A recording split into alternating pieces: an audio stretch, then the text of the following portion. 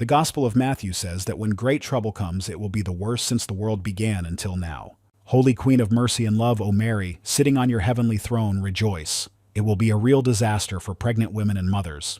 People should pray that the disaster does not begin in winter. The dark angel of the 4th level calls on the holy seraphim to sing with him. People will see everything for themselves. The earth and the sky proclaim a hymn, and Regina must save them. Where there will be lifeless bodies, vultures will gather. Those who have awakened are frightened that the enemy of the 4th level is before them, and that such monsters can wipe an entire country off the face of the earth. The girls suggested fighting together, but another awakened one told her to save the people while she tried to stop them. She wants to try to buy at least a little time. The girl wanted to stop her, but she said it was okay.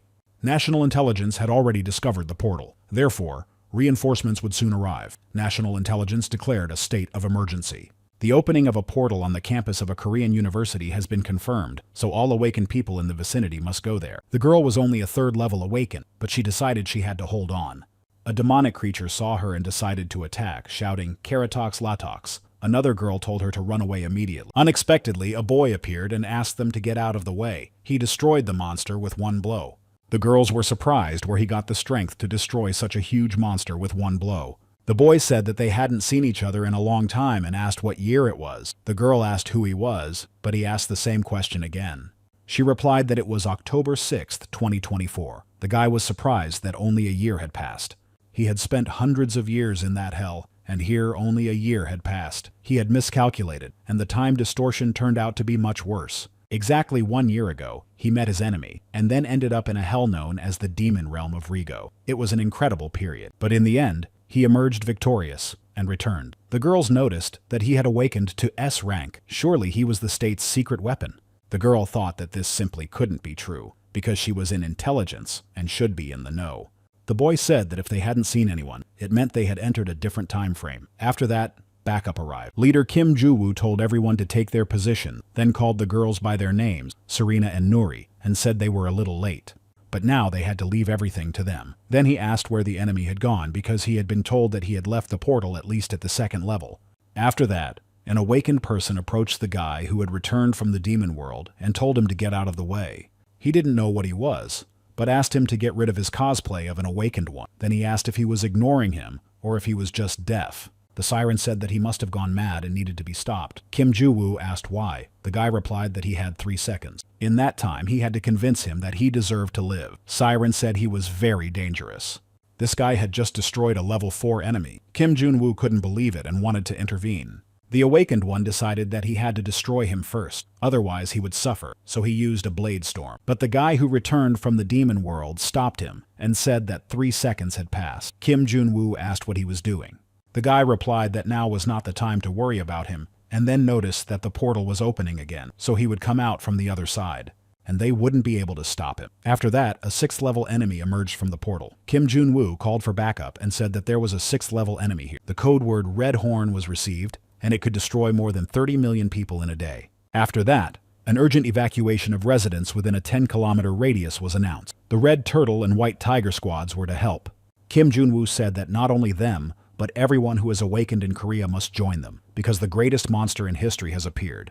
The awakened ones said that they needed to buy some time for the evacuation of the residents, even if it cost them their lives. Kim Joo-woo told Nuri to run away with Siren. After that, they all went on the attack. Nuri asked an unknown boy if he would help them. He asked if he should do it, and she said that it was his world too, so he had to protect it. But he asked her to give him at least one reason why he should help them, because the strong die and the strong live. And there were no exceptions. That was the law of power. They had to fight for survival or be defeated by the strongest.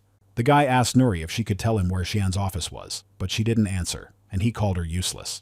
Siren said that they were all the same and that he was looking for her. She told Nuri that they needed to leave and that he wasn't going to help them anyway. But she stood up and said that strong people don't behave like that. Strong people should help the defenseless now. After that, she took her weapon and decided to attack the monster. But the monster repelled her attack and she fell.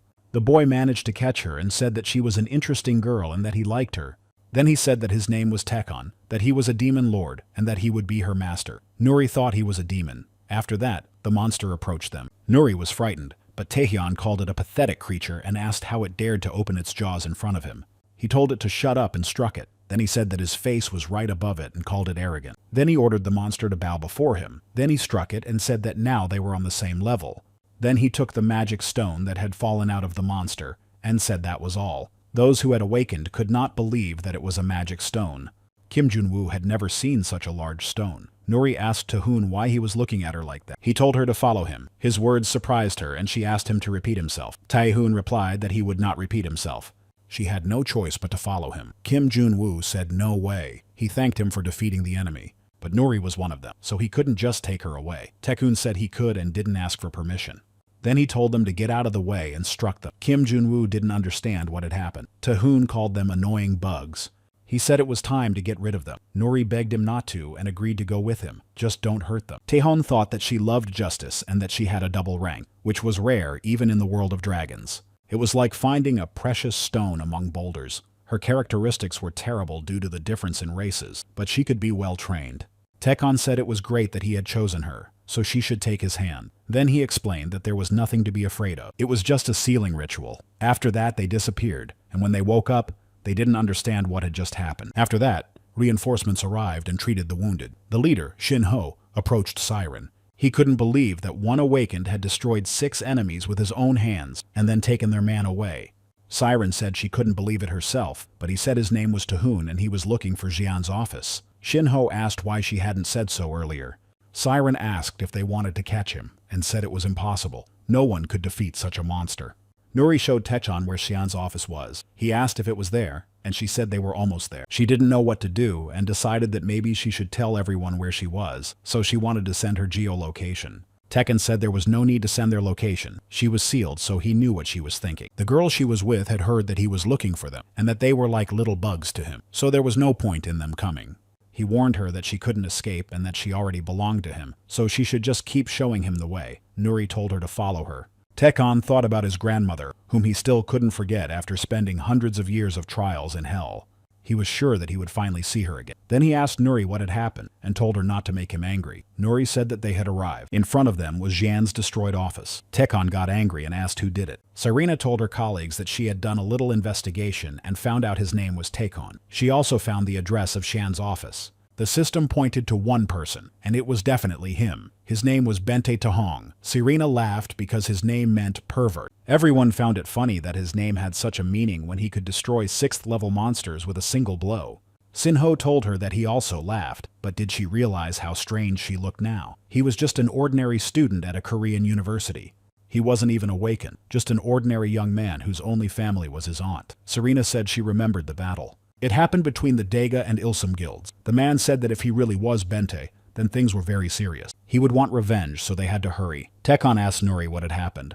She replied that she didn't know the details, but for some reason there was a conflict between the guilds. They hurried to stop them, but several buildings were destroyed. Many people lost their lives. Taehoon found his photo and thought of his grandmother. He was lost in memories of his grandmother asking him if he had eaten well, and noticing that he had grown very tall. Taehoon helped her, and she said that he had become very strong and thanked him for his help. It was only thanks to her grandson that she was able to live in a nice house. It wasn't just an apartment. Taehoon told her to wait a little longer. He wanted so much to bring her to a new, better house and live there with her. Nuri sensed his sadness. Taehoon asked her who had done this. He was angry and wanted to find them.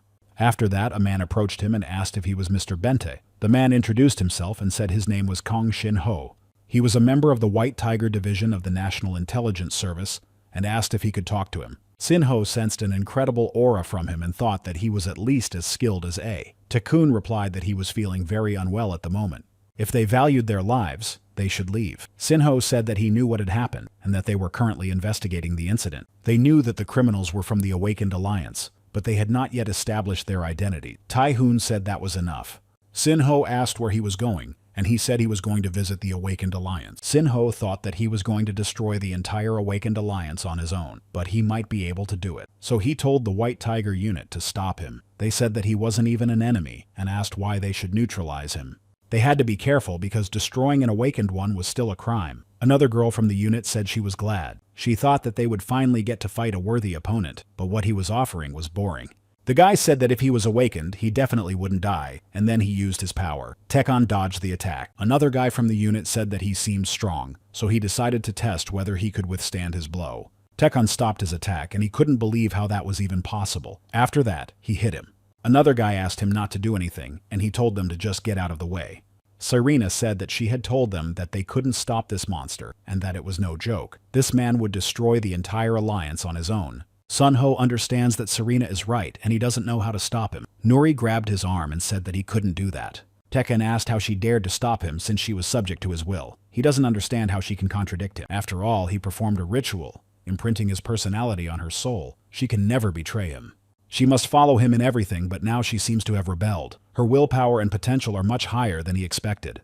Nori said that there are many good people in the Alliance of the Awakened. They are ready to fight to the last to save humanity. Even if there are enemies among them, there are people among the Awakened who help those whom they could not help. She understands how much he is hurting, and her heart is breaking with compassion. She is sad and hurt. Tekken is surprised that so little time has passed, and she already understands and feels him so well. Nori was told that to prevent this from happening, some people fight and defend the powerless. That is why she asks him. Tekken wondered why he had returned to this world. His grandmother said that he did not need to study or play sports. He just had to listen to her and be a good boy. That way, he would grow up and be able to help many people. Tekken thanked Nori and said that thanks to her, he remembered why he came back here. He came back to be with his loved ones. But he was too late, and there was no way to fix it. Now he wanted to protect people, just like his grandmother had told him. Nori was delighted that he had made this decision. He said that if she hadn't been able to appeal to his pity, she would have died by his sword. She was under his power, so he would not allow such freedom again. Nori was frightened by his word. Turning to the unit, he said that if they were all under his control, he would not join the Alliance of the Awakened, or whatever it was called. He would work with them for a while on one condition. Serena wondered what under his power meant. Sunho told him to continue. Tekken asked them to find his grandmother's assassins, and gave them 3 days to do so. After that, the unit returned to their headquarters in Seoul. The man asked Commander Kana why he didn't report immediately if the situation had been resolved, and where he had been all this time. He asked what had happened, why they had not been in contact, and where Commander Kim was. Shinho apologized to his boss and said he had been busy dealing with the aftermath. The boss said he was most interested in how they had stopped this enemy. He replied that he would provide a detailed report tomorrow. He agreed, and then asked who this guy was. Was he another awakened one? Shinho replied that he was a new awakened one they had encountered. The boss was surprised and asked if he was an unregistered awakened one, so he suggested testing him and filling out the paperwork. Shinho wondered if he really decided to test the Demon King. Taehan asked if they were going to test him and said it was ridiculous. But he agreed anyway. Taehan asked why there were so many people there, and Serena replied that most of them had come in hopes of becoming awakened. Tekken asked if they really wanted him to wait his turn. Serena replied that she would ask the administration and that he would probably be let through soon. She understood that if he was forced to wait in that line, only heaven knew what might happen, so she immediately went to the administration. She said she was from the National Intelligence Agency, White Tiger Division. The man said he had been warned about them. She must have brought Mr. Tekken Bente for testing, but she could see the queue, so they would have to wait. Even if the awakened one was very powerful, they couldn't let him skip the line. After all, nothing would happen if he waited a few hours.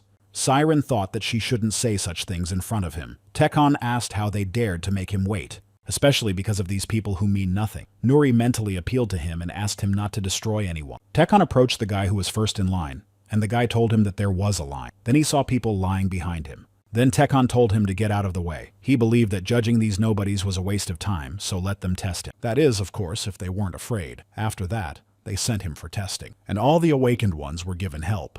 The boss asked what had happened. Each of the awakened ones had gold, and he had done this. Nori said they were lucky he hadn't done worse. The master could have destroyed them, and now he is being lenient. The boss doesn't understand why everyone is reacting this way, but everyone agreed with her and believed that they were lucky that he hadn't forced everyone to kneel before him. Sunho told the head to get ready, and he asked why. Sunho said that the record for the highest level among the awakened in Korea was about to be broken. Everyone prepared for the test, and they asked Tahoon if he could see the ball. This device is called a measuring sphere. Since he is a magician, or more precisely an awakened magician, he must use his ability to attack the sphere.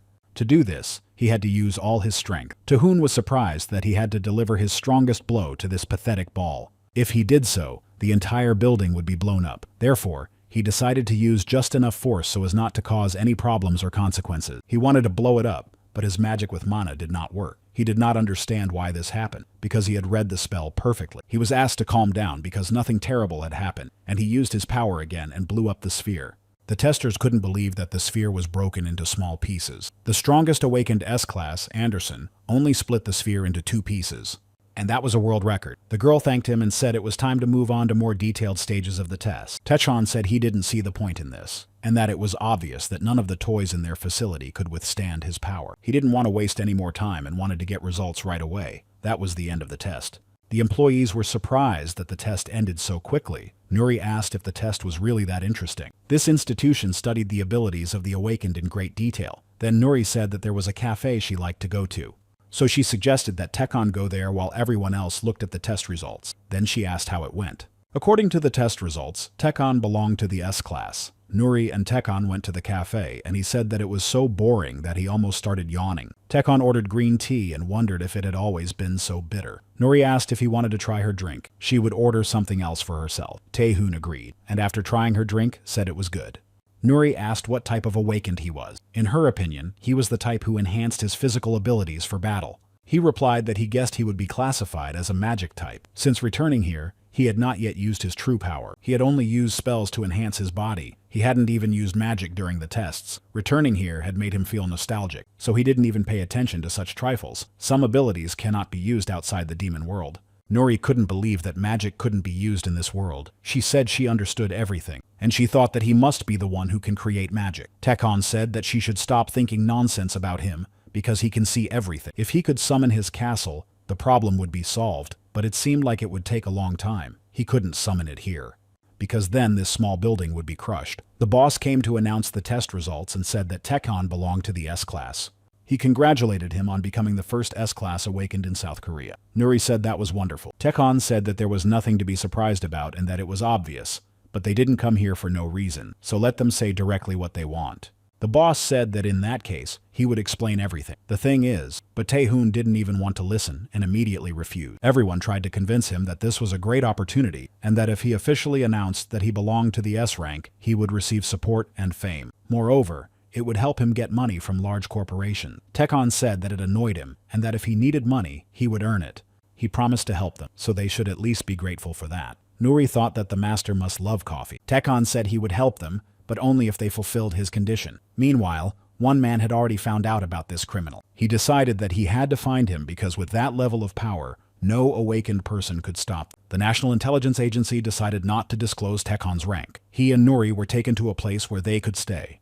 As long as he cooperated with them, they would provide him with all possible support. The boss was upset because it was a great opportunity. They could boast that an S-Class awakened had finally appeared in their country. Serena said that in that case, the global balance of power would be shaken if the whole world found out that they had such an awakened person. Until then, S-rank awakened people had only been spotted in China and the United States.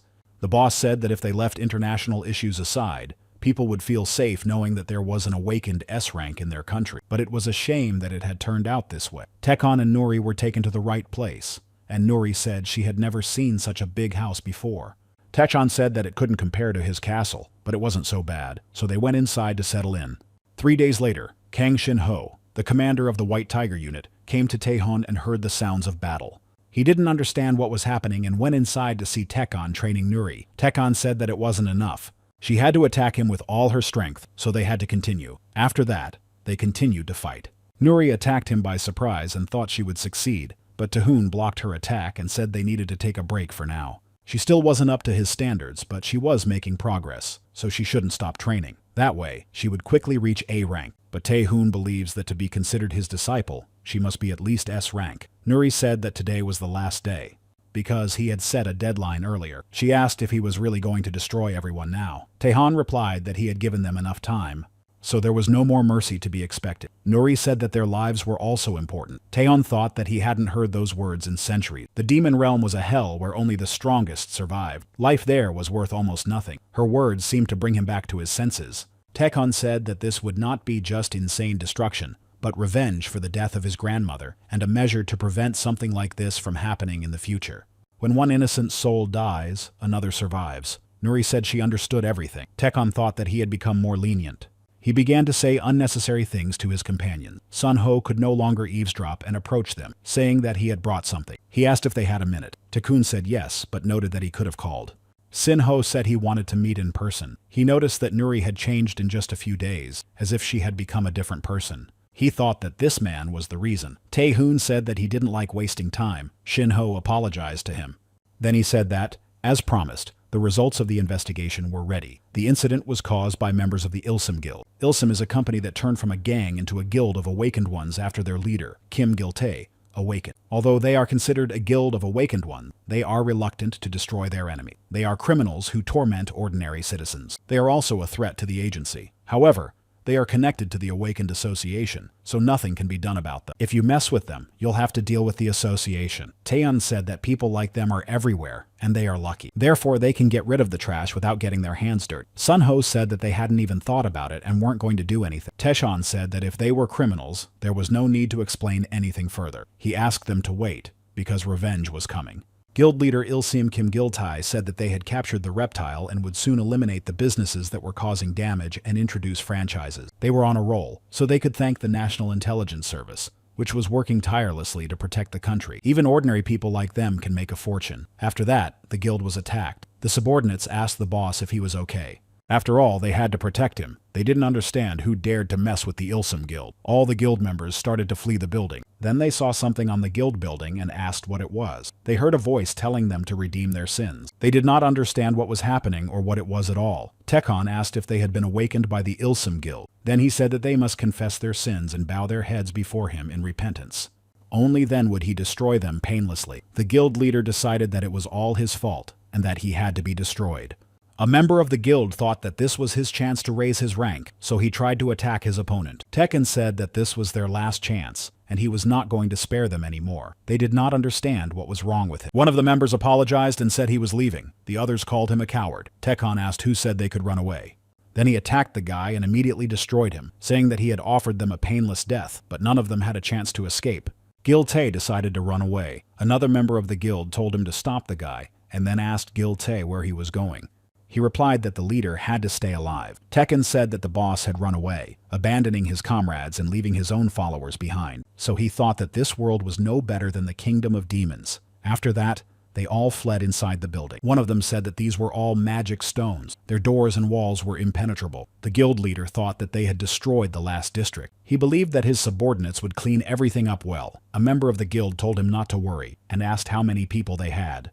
The guy ordered everyone to gather and said that if they fought inside the building, they could even defeat an A-rank hunter. They told their opponent to come closer, thinking that he had gone mad and was very strong. But they decided to destroy this high-ranking awakened one. Tekken said that was great and that the more the better. That way, it would be easier for him to destroy them. He dealt with everyone one by one. The head of the Guilty Guild waited outside the door, hoping that this would help. Tekken went inside and said that rats always hide. They couldn't believe that he had dealt with all the awakened ones by himself. A guild member started screaming that the door wouldn't open and begged for help because he didn't want to die. Tekken grabbed him and said that he had sacrificed the lives of innocent people, and now he was saying he didn't want to die. Gil-tae thought he was just a monster. He asked why he was doing this to them. Tekken said that he wanted to wipe their guild off the face of the earth, and asked him to give him one reason to let him live. Gil-tae thought that he was still holding a grudge and said that they had no choice, and it was just self-defense. The guild attacked them first. Tekken said that the guild didn't even have a chance to fight back, and asked if he thought he knew nothing. Gil-tae wondered if he really knew everything or was just testing him. Then he decided to attack him and destroy him. He asked if he really thought he would just sit there and take it. Tekken grabbed him and said he would give him a minute. So let him try again, and this would be his last chance. Gil-tae attacked him again. Taeyeon thought he couldn't lose to this nobody. The only reason he came back to this world was for his grandmother. Gil-tae told him it would hurt, but Tekken struck him. He asked why, since a minute hadn't even passed. Taehoon said he had changed his mind and decided to destroy them all. He also wanted to make them feel all the pain. Gil-tae started calling for help and asked why he cared about their deaths.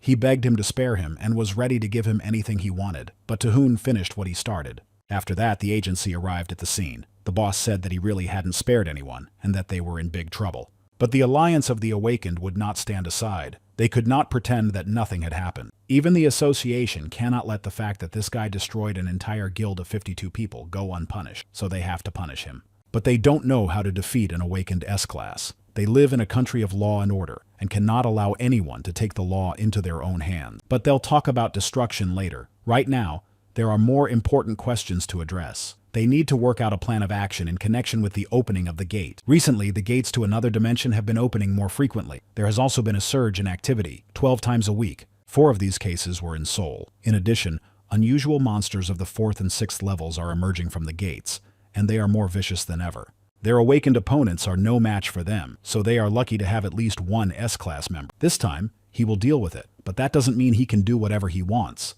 because the agency will be forced to ask higher authorities to intervene. He must know that they are aware of his every move and regret what he has done. An agency employee asked how to do that if he's not even human. Should he just walk up and tell him to be lower than the grass and quieter than water? The man noted that he had raised his voice, and the other apologized. But he understands their position, and this is an unusual situation. They were facing an uncontrollable force that knew no bounds. His power was unlimited, and the fate of their country was in his hands.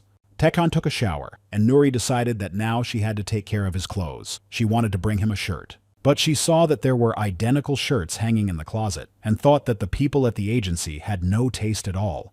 She called Taehan master, and told him she had brought him some clothes so he could get dressed after his shower. But then he came out completely naked, and she started screaming. Taehoon asked why she was screaming. Nuri asked him why he came out of the shower without any clothes on. She handed him his clothes and apologized, then ran away. Tekon thought he had hired a stupid maid. After a while, she approached him on the street. She was worried that he hadn't spoken to her for several days, and was probably devastated by what he had done. Before that, the agency boss had asked her to calm her employer down. Nuri wondered how to cheer him up because he seemed very upset to her. So she suggested that they go shopping to buy him some clothes, and she also needed something. Tekon said it was a good idea. Nuri was surprised that he agreed so quickly, and said she would get ready and they would go. Tekon said there was one thing. She didn't understand what he meant, and thought that her master wasn't interested in shopping because he was tired of it, or didn't think she was worth it. Tekon said he didn't have any money. Nuri calmed down and remembered that he hadn't been paid yet. She said she could lend him some, but he replied that a master had no need to borrow money. Then he took out a magic stone. He said that if he sold the stones, he would have enough money. Nuri took him to the exchange office run by the National Intelligence Agency. There, people exchange valuables obtained from monsters for money, but it is not only for agency employees. People from the Association of the Awakened also use this exchange, so if he wants to sell precious stones, he needs to go there. They went in, and a woman greeted them and asked what precious stones they wanted to sell. According to the rules, they had to conduct an appraisal. Therefore, they had to show the item that would be put up for sale. Tekon took out the stone, and the woman asked them to wait a few minutes. She turned to Mr. Pak and said that people had come who wanted to sell a nugget. He replied not to bother him with trifle. If it was below the second level, she should deal with it herself. She said that she had never seen a stone of this size before. Mr. Park told her to let them in. Nuri introduced herself to him. Park Sun-ho also introduced himself and said he was from the 3rd Sales Department. He wondered why a girl from intelligence had suddenly come to him. He was told that she had brought a large nugget, but he was curious about who had come with her and thought it was some kind of homeless person. They couldn't let just anyone into the exchange. This could damage their reputation, and the trash would have to be taken out. But then Taehoon took out the stone. Park Sun-ho had never seen anything like it. He didn't understand what kind of nugget it was and didn't know its value. Tekon asked how much it would cost. Park Sun-ho apologized to him. He said that they couldn't afford a stone of that size yet. They would have to negotiate with the central bank. Tekon broke it into several pieces and asked how much they would give for such a stone. Park Sun-ho was even more surprised. He had never seen anyone break a natural stone before. Even one like this was worth at least several tens of billions. Park Sun-ho said that they could buy that size, but he would have to negotiate with the Ministry of Finance for such an amount. Therefore, they would have to wait. Taehoon said that would not work. He had been told that this was the largest exchange in Korea, and they could not even buy a single stone. He was disappointed. Park Sun-ho thought he was very arrogant. Nuri said they needed the money now, so let them pay at least part of it. Park Sun-ho said that's not how it works. Nuri remarked that she knew something. The planning bureau allows them to get nuggets for less money. Just think how much money they would make on such a deal. Wouldn't they even try for that? So if they gave them $1 billion right now, they would agree. Park Sun-ho thought she was very rude and how she could even propose a deal that would harm the planning bureau, but he agreed. He was frightened by the look on the young man's face, and wondered who he was and why he was looking at him like a wild animal. Tekon said that the money had arrived, and Nuri was delighted that now they could go shopping, so she suggested that he choose some clothes first. He agreed and said that she was great for persuading this man to make a deal. Nuri thanked him.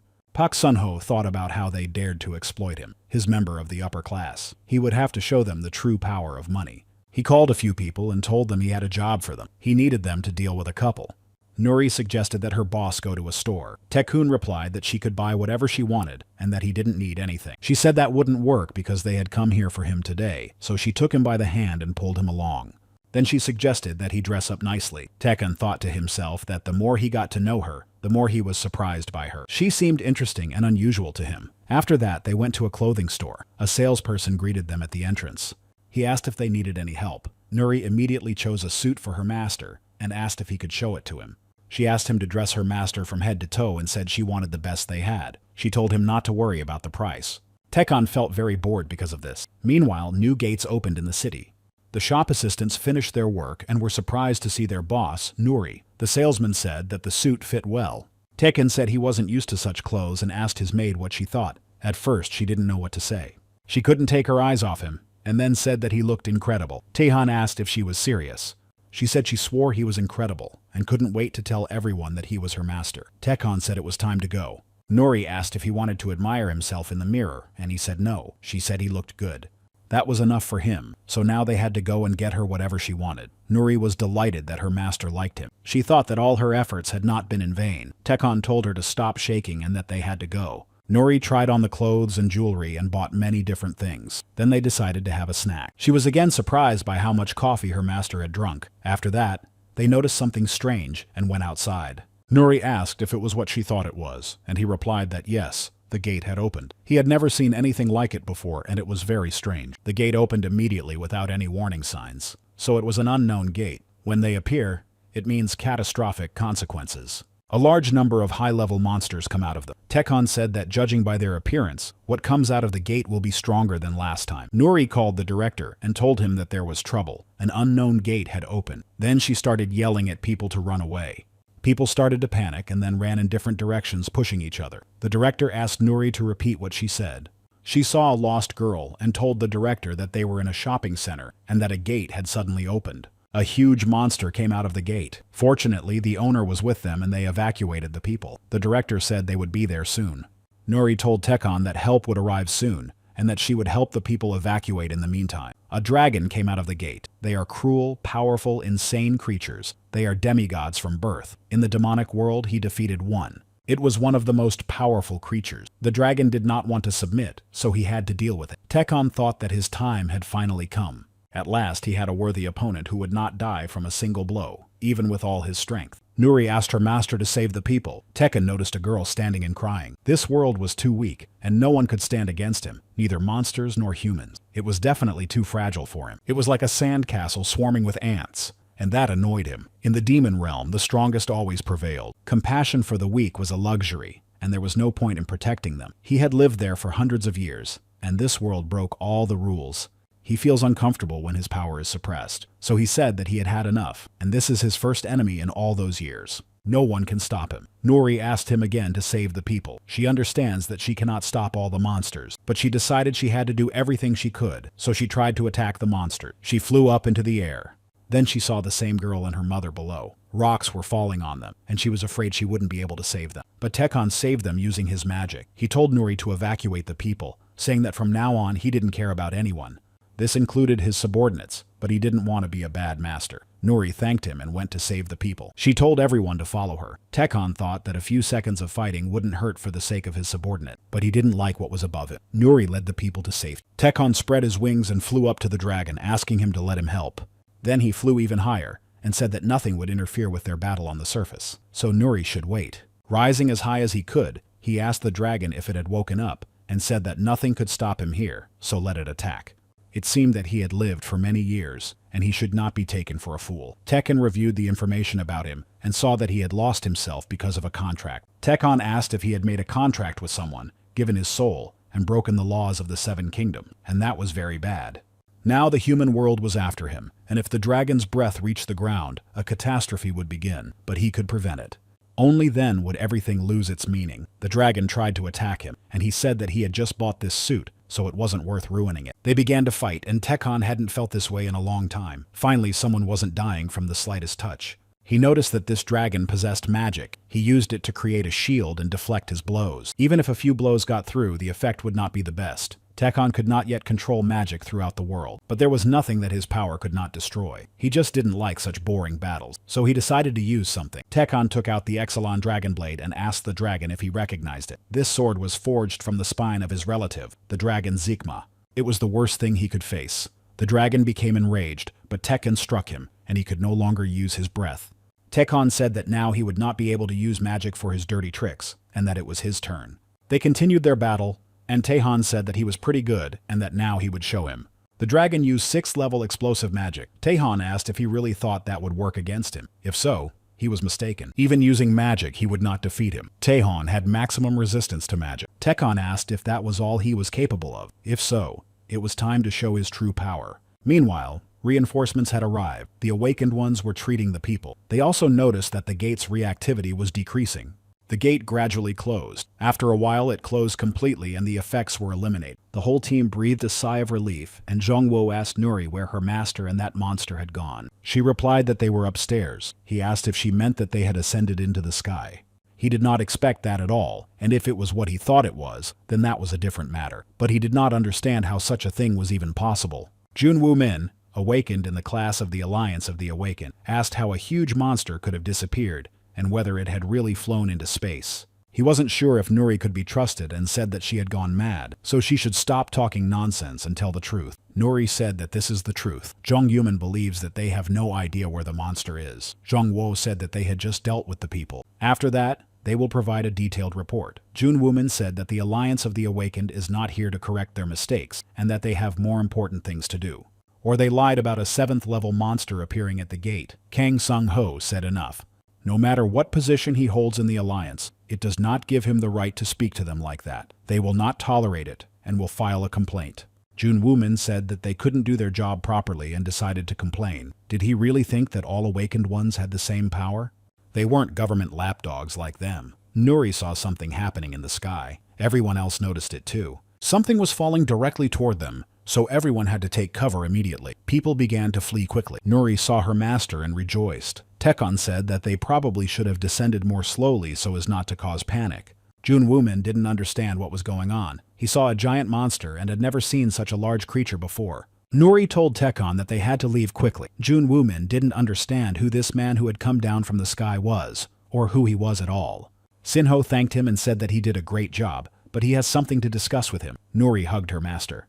After that, Shinho used his assistant Uriel to make sure no one could hear them. Taehan noticed that this creature was from a fantasy world. It was quite an impressive skill to summon a creature from the upper 7 dimensions. Shinho said that their situation had become more complicated because of how Taehan solved this problem. Taehan asked what he meant. He said that now everyone knows how strong he is, because he single-handedly defeated a 7th level monster whose appearance was known throughout the country. This news would quickly spread around the world. In their world, the balance of power between countries is determined by the presence of S-Class hunters. Taehoon said that he talks too much and should get down to business. After all, the only thing he hates more than rudeness is wasting time. Sun Ho said that they would probably have to officially announce his existence. Tekon said that this was not for him. Shinho knew that he would not succeed and did not know how to negotiate with this monster. In his opinion, it was simply impossible. But Taehoon said to let it be and that they had to do what they had to do. Sinho asked if he really agreed, and he said there was no need to make him repeat himself, but he didn't need any extra problem. Then he took out the magic stone and said that they could consider it a reward for not giving him any extra trouble.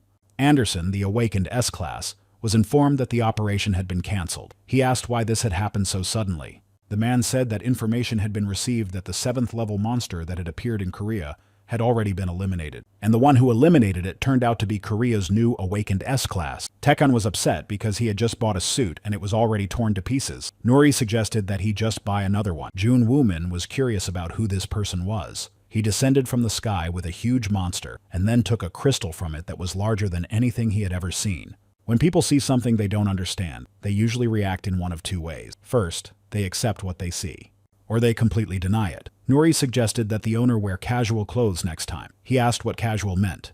Their conversation was interrupted by Jong Yuman, who said that he understood what was going on and thought that they were playing a prank. It's all just a show and doesn't happen in real life, but he almost believed it. Jong Yuman asked what it was and said it must be some kind of projection. He was amazed at how far modern technology had come. Shinho told him to calm down and listen to them. He asked what he was supposed to listen to. Shinho understands that it's hard to believe, but there's no point in denying it. Soon, the National Intelligence Service will make an official announcement about the appearance of a new awakened S-Class in their country, and he is standing in front of him. Jun Woo said that they were taking him for a fool, and that he was as much an S-Class as his grandmother. So now he understood everything. Their national intelligence had set this up from the beginning. They probably want to scare the alliance of awakened ones with their fake S-Class. Sunho said that it all happened right before his eyes. Jun Wooman said that a level 7 monster suddenly appeared in the middle of Seoul and disappeared into the sky. And then it fell from the sky, And who would believe them, because people aren't that naive. Nuri said that enough was enough, and that her master wasn't fake, and that he was a real S-Class. If it weren't for her master, all these people and Seoul would have been wiped off the face of the earth. But instead of thanking him, he calls him a fake. June Wooman asked how she, an awakened member of the lower class, dared to interfere in the conversation of those above her. Is that really how they are taught in intelligence? They have no sense of subordination whatsoever. But what else can be expected from their leadership, since they are all crooks and slobs? Tekon said that he was barking loudly, but to him it was just empty noise. He was going to ignore him, because he wasn't worth his attention. But he would not let him get away with being rude to his subordinate. He was not known for his generosity, so he was just giving him a warning. Never again should he insult him or his subordinates, or his demise would be painful and unbearable. After that, Taehoon tells Nuri that they need to go. Ho doesn't even want to imagine what will come of all this, so he decides not to think about it.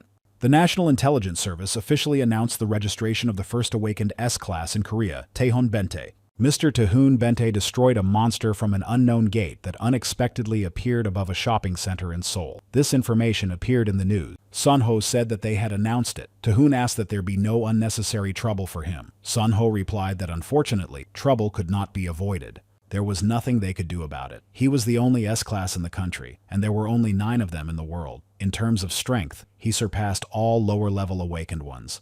In their country, no organization, let alone any of the awakened, can challenge him. Therefore, for now, they will leave him alone.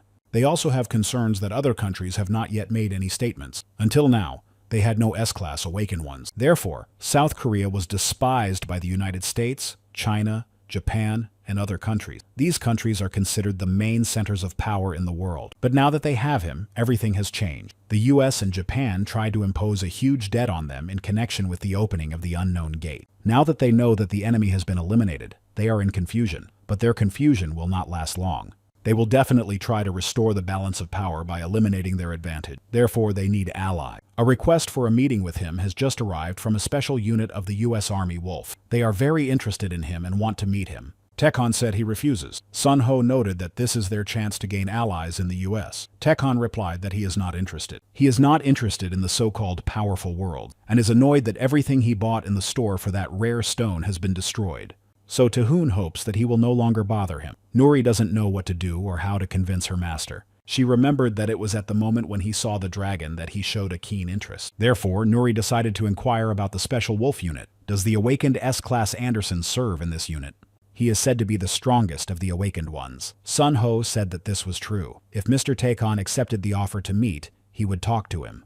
Anderson, the strongest awakened in the world, was the one who initiated the request for a meeting with Mr. Taehoon. Taehoon said that it was interesting, and now he was really interested. Nuri realized that the only ones who could interest him were those of equal strength. He agreed, and the awakened ones from the US arrived in Korea to meet him. The strongest awakened ones were pleased with how they were welcomed. Anderson told the awakened ones that they were acting like children, and that they had better promise not to cause trouble as usual. They said that wasn't interesting, otherwise why would they have come to this small country? Anderson told Jensen that this was a visit to an ally. Therefore, there was no need to cause chaos like last time. They knew very well that the Pentagon had given them specific tasks. So they had to be restrained and remember their mission, and when the order was given, they could do whatever they wanted here. A special unit of the US Army Wolf arrived at the location. Some of them noted that they had not come here to have fun. The Pentagon has assigned them 2 missions. First, recruit a new awakened S rank, and then test his strength. The guy said he would deal with the other one, and that Anderson should focus on the mission, but if he refused, it would be the end of him. Techno was tired of waiting for them, so he decided to check the news and saw a special report about S-rank hunter Ryan Anderson. He was called the strongest awakened in the world. His enemies were strong enough to destroy the entire world, but he destroyed them with the sword Excalibur. Tekon thought that he must be one of the best fighters in the world. Nuri reported that the wolves were finally in place, so he should follow her and she would guide him. Nuri was delighted to finally meet her former idol, and it was obvious that her idol was now her master. Tekon thought that it seemed that there was no technology in this world that allowed the body to be modified. He had undergone surgery in the demon realm.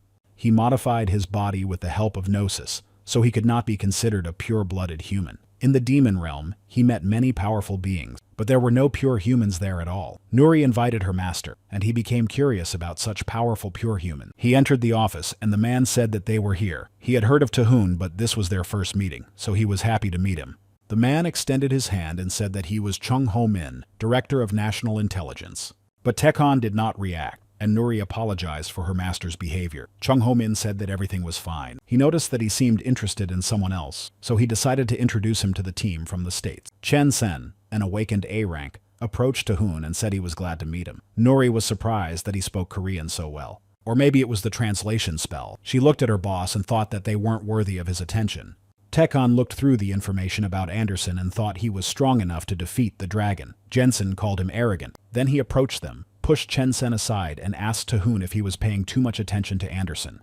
They shook hands, and Jensen asked if it was not customary in Korea to observe manners, and if it might have been appropriate to at least shake hands as a sign of respect. Jensen wondered how he could be S-rank and decided to deal with him himself. Nuri immediately noticed that something was wrong. Tekon squeezed his hand tightly, and Jensen barely withstood the force. This angered him, and he decided to deal with him. But Tahoon decided to strike back, and Anderson stopped them and said that was enough. He apologized for his friend's rudeness. He noted that his actions were also not very appropriate, so perhaps they should stop there. Tahoon agreed. Anderson put away his sword and told Chen Sen to take their friend away. Shin-ho thought that the conflict was probably inevitable. He thought that they should probably call the doctors in advance in case something happened. Nuri said that they had a doctor and she would take them there. Anderson apologized again and said that his friend had a difficult personality, but he thought it would be a lesson for him. He didn't want to waste time on pointless fights. Tekon said that if he had something to say, he should say it quickly. Anderson noticed that he had called the awakened A rank too weak, but he was right, so it was better not to argue with him. He decided to get straight to the point and asked if he wanted to join them in the States. It was clear that he would get many benefits. Tekon refused. John Ho-min was surprised that the United States wanted to steal his awakened one. Tekon said not to make him repeat himself. He said no, and they probably understood that, but they were probably also interested in testing his strength. So Tahoon suggested testing her with his fists. Anderson said it was a wonderful suggestion. Jensen was taken to the doctor, who treated him. He said it was all his fault. Chen Sen said he was to blame. But Jensen continued to say that how dare he behave like that with the best awakened in the world, and that he must have completely lost his mind. Because of this, he couldn't keep his cool. Chen Sen noted that this guy was one of the strongest S-rank. Arrogance was understandable for such a powerful person, so he shouldn't go too far. The team was only strong because of Anderson, not because of him. He is only with them because he was lucky enough to acquire a powerful skill, but he should not forget his place. Jensen said he knew that, but he would never admit it. An S-rank couldn't have been born in such a weak country. If they had another S-rank, they wouldn't have to put up with this.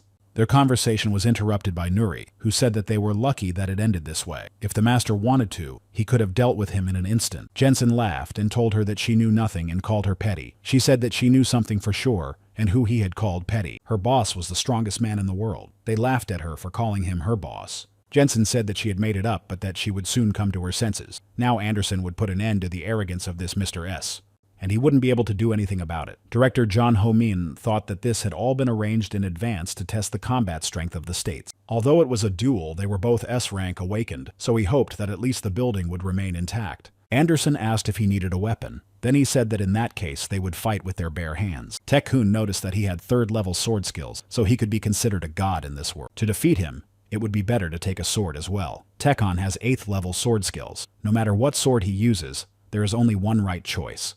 On the day he rose to the top of the demon realm, his servants forged it as a sign of loyalty. Anderson noticed that he had opened a portal. He thought it might be a magical system. Tekon said he had kept him waiting, but he had found the right sword for him. It was his favorite sword, the Thunderblade. Anderson said it was very kind of him to think so highly of his Excalibur. He thought he was still a bully in close combat, but he had a rather strange talent. Tekon said he was a magician, but he shouldn't worry about that.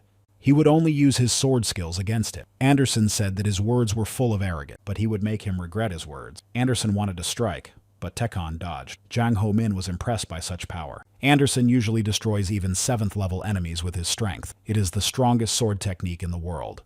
Tekon said that was not bad. Anderson did not understand how he dodged without even blinking. There was not a single scratch on him. He became angry and decided that he had to wipe that nasty smile off his face. Tekon liked his actions. They continued the battle, and Tekon said it was time to increase the difficulty level. Anderson realized that this was dangerous.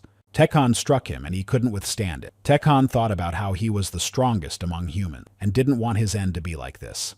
Anderson realized that his opponent was very strong. In terms of strength, he was about the same as the 5th-level Bonebreaker he had fought. His skeleton was so strong that he could barely be classified as 5th level. The battle was very long. After his victory, he received his S-Class and took his bone and made it into his sword, Excalibur, a sword that cannot be broken. And as the master of his sword, he must never be broken. Anderson stood up, and Tekon said that was wonderful. Anderson acknowledged that he was strong, so now he would fight him to the death. Taehan said he really hoped so. Director Jeon Ho-min understands that this cannot be allowed, but he does not know how to stop it. Anderson and Tekon continued their battle.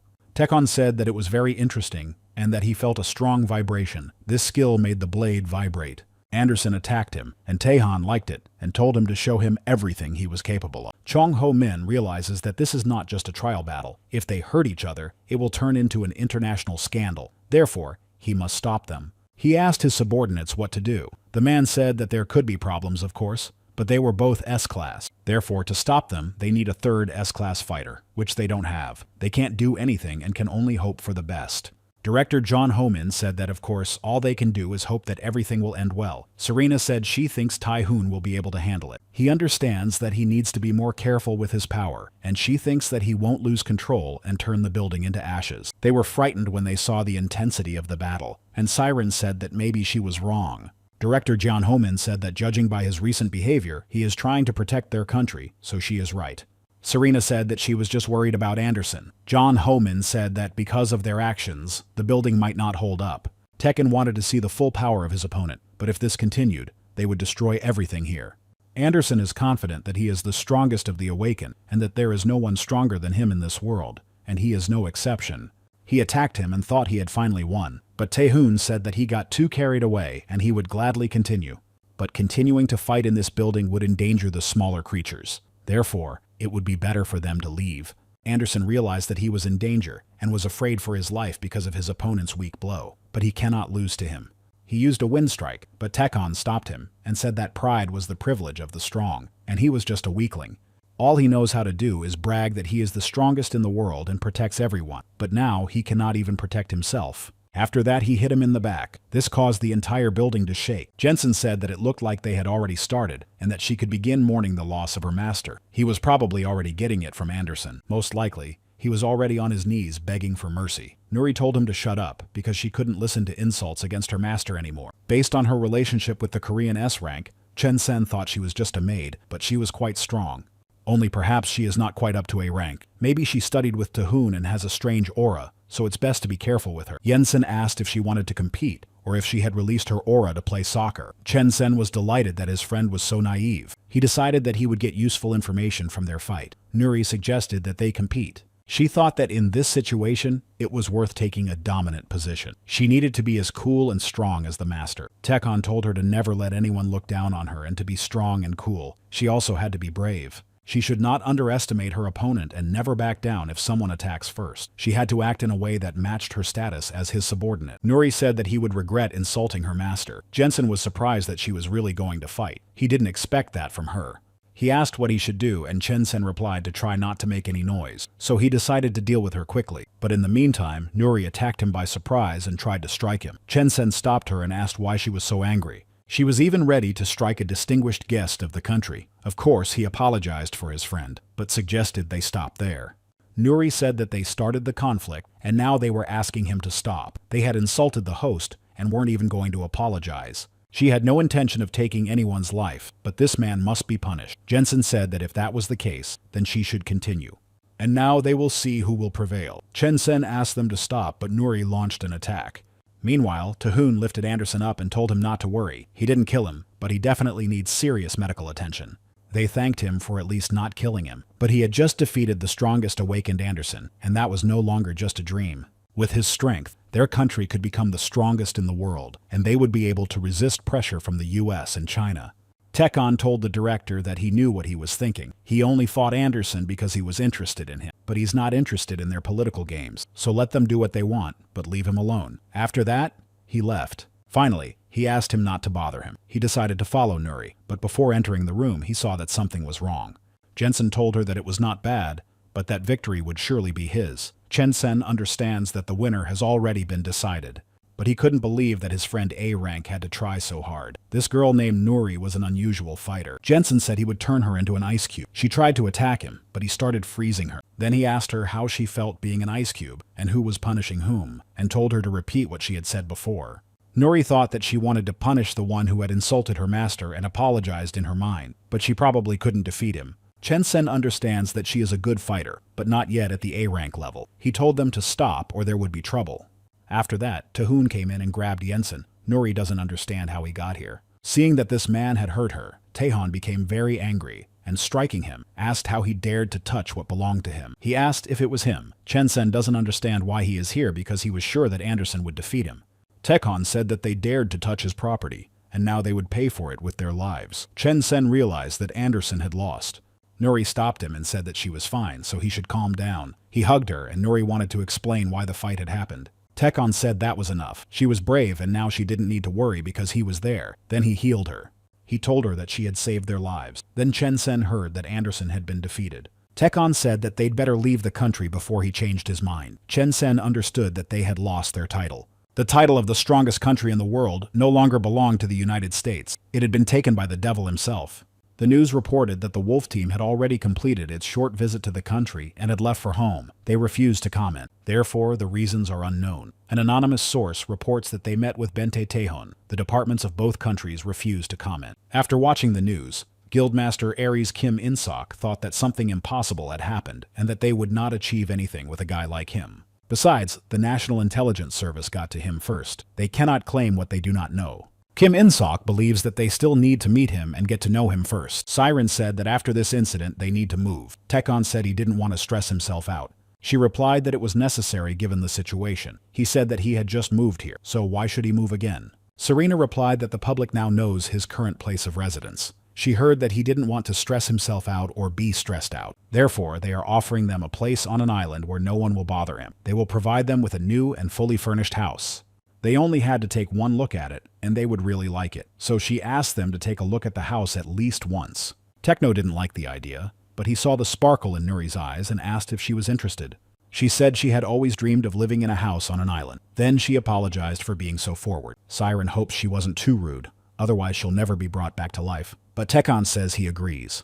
He suggested they go and look at the house. After that, they got ready and set off for the island. Nuri couldn't believe that this was the island where they were going to live, and it looked very nice. Serena said that they had bought the entire island, and then they built a house with resort-like amenities. This place was completely isolated from the outside world. She thought she didn't need to explain why. Siren said that it had everything they could possibly need, including a swimming pool, a cinema, a library, a bar, a computer club, and even another swimming pool on the roof. The entire island was equipped, so there was also a dueling hall and an evacuation system. Everything for Mr. Techno. He said it wasn't bad. Serena was delighted that he liked it. She said that they would provide them with staff who would always be ready to help, so all that remained was to move in. She has a few things to share. They received a letter from the States saying that the U.S. government apologizes for the behavior of the Wolf team.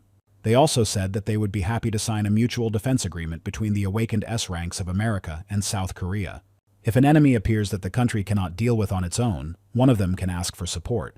The United States may also request support from Mr. Taehoon. They are prepared to cover all necessary expenses if he can defeat the enemy. In case of victory, a reward awaits him. Details will be discussed between government agencies, but the final decision on the conclusion of the agreement will be made by Taehyun. Taehan thought that the problems of the states did not interest him much, but if someone appeared whom Anderson could not defeat, it could be fun. Therefore, he said he agreed to such a mutual defense agreement or whatever it was called. Serena was surprised and thanked him for his cooperation. And lastly, there was a proposal from the National Intelligence Service. They proposed creating a new team of awakened individuals under Taehan's leadership. With the support of the team leaders, Mr. Taehan can focus entirely on the battle itself. But of course, it's just a proposal. The final decision is up to him. Taehan thought that the weak members of the team would get in the way, but they could be useful in things he didn't want to do. If he manages to create an environment for competition, her strength will only grow. Taehan also agreed to this proposal, but he said that he would select the team members himself. Serena said that she would pass on his words and that the boat to take them to the island was ready, so she would show them around. Taehan asked if she really wanted a new house so badly. Nuri apologized and said that it was her dream come true. Taehan said that he couldn't wait either. Nuri hoped that in the future they would build a bridge so that they wouldn't have to travel by boat. He said there was no need for that, then picked her up, flew into the air, and spread his wing. Meanwhile, the workers were preparing to welcome the guests. According to the plan, they would be here soon, so they needed to hurry. Then they saw Taehan arrive with Nuri. She thanked the host and was delighted that they would be living here. Taekwon looked at the surprised faces of the employees and asked if they had arrived too early. The man said, "Of course not. They had been waiting for them." The man introduced himself and said his name was Gu Chang-suk. He was appointed manager of this place. He said they would do everything possible to make them comfortable. Taekwon said that was wonderful. Gu Chang-suk told them to follow him and he would show them around. They went inside and Nuri said it was incredible. It was like being in a hotel. Taekwon agreed that it was quite nice and asked the butler what there was to do. Gu Chang-suk said with confidence that he would like it. After that, they were treated to various dishes and drinks. Then they played drums and relaxed on the beach. Gu Chang-suk asked how he liked it, and Taekwon admitted that it was nice and that he felt like he would have fun. Xingho flew in and said that they hadn't seen each other in a long time. He thanked Taekwon for accepting their offer. He wanted to introduce them to someone. This was a new member of the National Intelligence Service, A-rank Miss Lee Yu-jin. Lee Yu-jin asked Taekwon if he was the same S-rank awakened person. She thought that if he was that strong, he would look majestic. She didn't understand why he was so lazy and why there was a child with him. Nuri pointed out that it was customary to greet people when entering someone else's home. Lee Yu-jin said that children had no business here and should get out of the way. Nuri said she wasn't a child. Then Lee Yu-jin said that she wanted to meet one of the few S-rank awakened beings in the world. There was no way that trash could be awakened. Xingho asked her to stop. Taekwon asked him to get out of the way. If they were going to continue wasting his time, Xingho apologized for her behavior and explained that she had just become an awakened A-rank, so she didn't understand what was going on yet. He would explain to her how to behave. Taekwon said that was ridiculous and asked if she was an awakened A-rank. That would mean she was strong enough, and the strong had the right to be arrogant. But on the other hand, if a person is strong, they should be able to tell the difference between themselves and their opponent. If an insect causes inconvenience to a human, the result is only one: to be crushed. Lee Yu-jin doesn't understand what's going on because she's never experienced anything like this before. Taekwon said that was enough. She thought it was some kind of test, and for a moment she was afraid she would freeze there. Xingho apologized again. He said that in his opinion, she had learned her lesson. Taekwon said that everything was fine, and that he was even intrigued. Then he told Lee Yu-jin to follow him. Turning to Nuri, he said that his subordinate should also come. He wanted to see what they were capable of. Nuri thought that she was treating others like children, just because they were a little younger than her, and she didn't like it. She was strong enough to stand by her boss and told her rival to get ready. Lee Yu-jin told her to get ready too. Taekwon said that they had to compete at their best so that he could find out who was stronger. Lee Yu-jin said that she would use all her strength. Taekwon was glad that they were taking the competition seriously. Nuri's rival uses her shape-shifting abilities. She copies, downloads, and changes. Xingho sees Yu-jin use her shape-shifting abilities for the first time and is curious to see how it works. Taekwon saw how she transformed and thought that those were her abilities. But there was nothing unusual in her characteristics. Shape-shifting is an interesting skill. In the world of demons, many competed by changing the shape of their bodies. But although this skill is shared by all, its use is very individual. Even he did not expect this. He would never have thought that she would be able to completely transform into another creature, not to mention that this creature was of a very high level. Nuri noticed the red horns on her head. Such horns were on the 6th-level monster that appeared near the Korean university. Taekwon said that an old acquaintance had returned and asked his subordinate what she was going to do. Lee Yu-jin asked if she was so scared that she couldn't even move, probably because this creature had destroyed people right before her eyes. Nuri said that she wasn't scared at all and was even happy because she had to avenge the people who had died. The employees noticed that the entire building was shaking and decided to ask Gu Chang-suk if he was sure everything was okay. He replied that there was no need to worry because the building had been specially designed to withstand the strongest loads, so they'd better get used to it because from now on, this would happen regularly. Lee Yu-jin wondered how such a small body could be so strong and fast, but she considered herself stronger because she possessed the strength of a monster. They continued to fight, and Yu-jin injured Nuri. Then she tried to concentrate. Xingho was surprised that she even had the same abilities as a monster. Yu-jin rose into the air and struck Nuri again. And when she landed on the ground, she wondered if this was her punishment for thinking she was stupid. She was considered an awakened A-rank, but Nuri unexpectedly got up and struck her back. She held her weapon to her opponent's throat.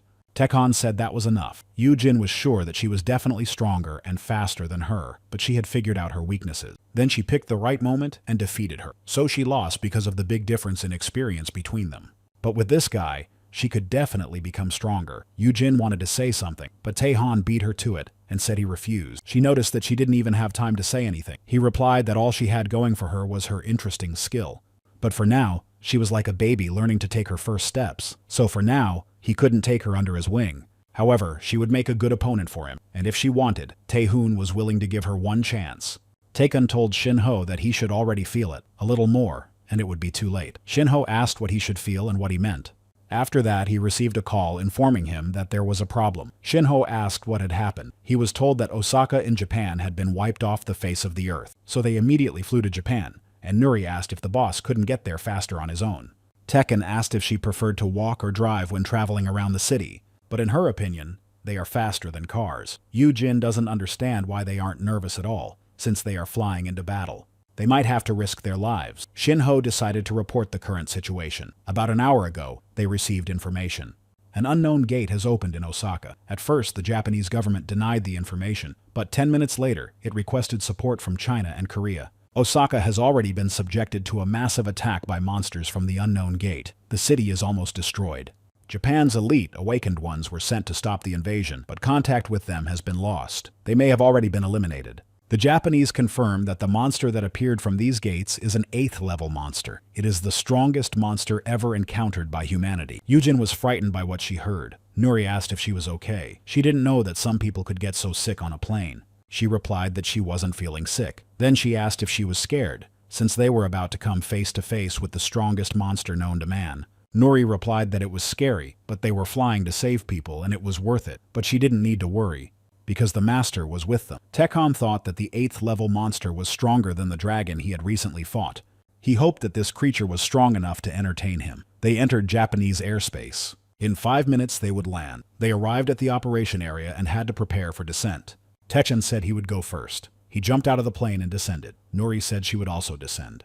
Then she asked Yujin if her parachute was ready. She replied that it wasn't yet. Nuri said she would help her. This is what they were taught at the Academy for the Awakened. She adjusted her parachute and said everything was ready, but Yujin couldn't bring herself to jump. Nuri told her to relax because if she was so nervous, she would definitely not be able to fight. Yujin was surprised by her determination. She was so nervous that she couldn't even fasten the strap. Would she be able to help in this battle at all? Nuri said that she had experience competing, so she was used to it. In her opinion, Yujin was strong, so she would be fine. Yujin thanked her. But then Nuri pointed out that she is, of course, stronger. Yujin said that Miss Nuri is very strong. Nuri suggested they jump together on the count of 3. She counted to 3 and then pushed Yujin.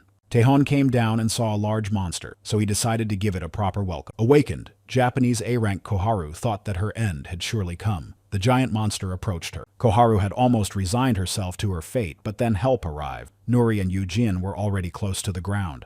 Nuri used an air blast and then stood up to defend Koharu. In a moment, she dealt with the monster and asked Koharu if she was okay. Then she noticed that they were reinforcements from Korea. Meanwhile, Taehoon found a worthy opponent and noticed that the monster was truly abnormal. It looked very bad, and he had never seen anything like it before. Taehoon reviewed the information about it. As it turned out, the monster had unique divine characteristics. He had lost himself because of a contract. Tekken realized that he was a fallen god.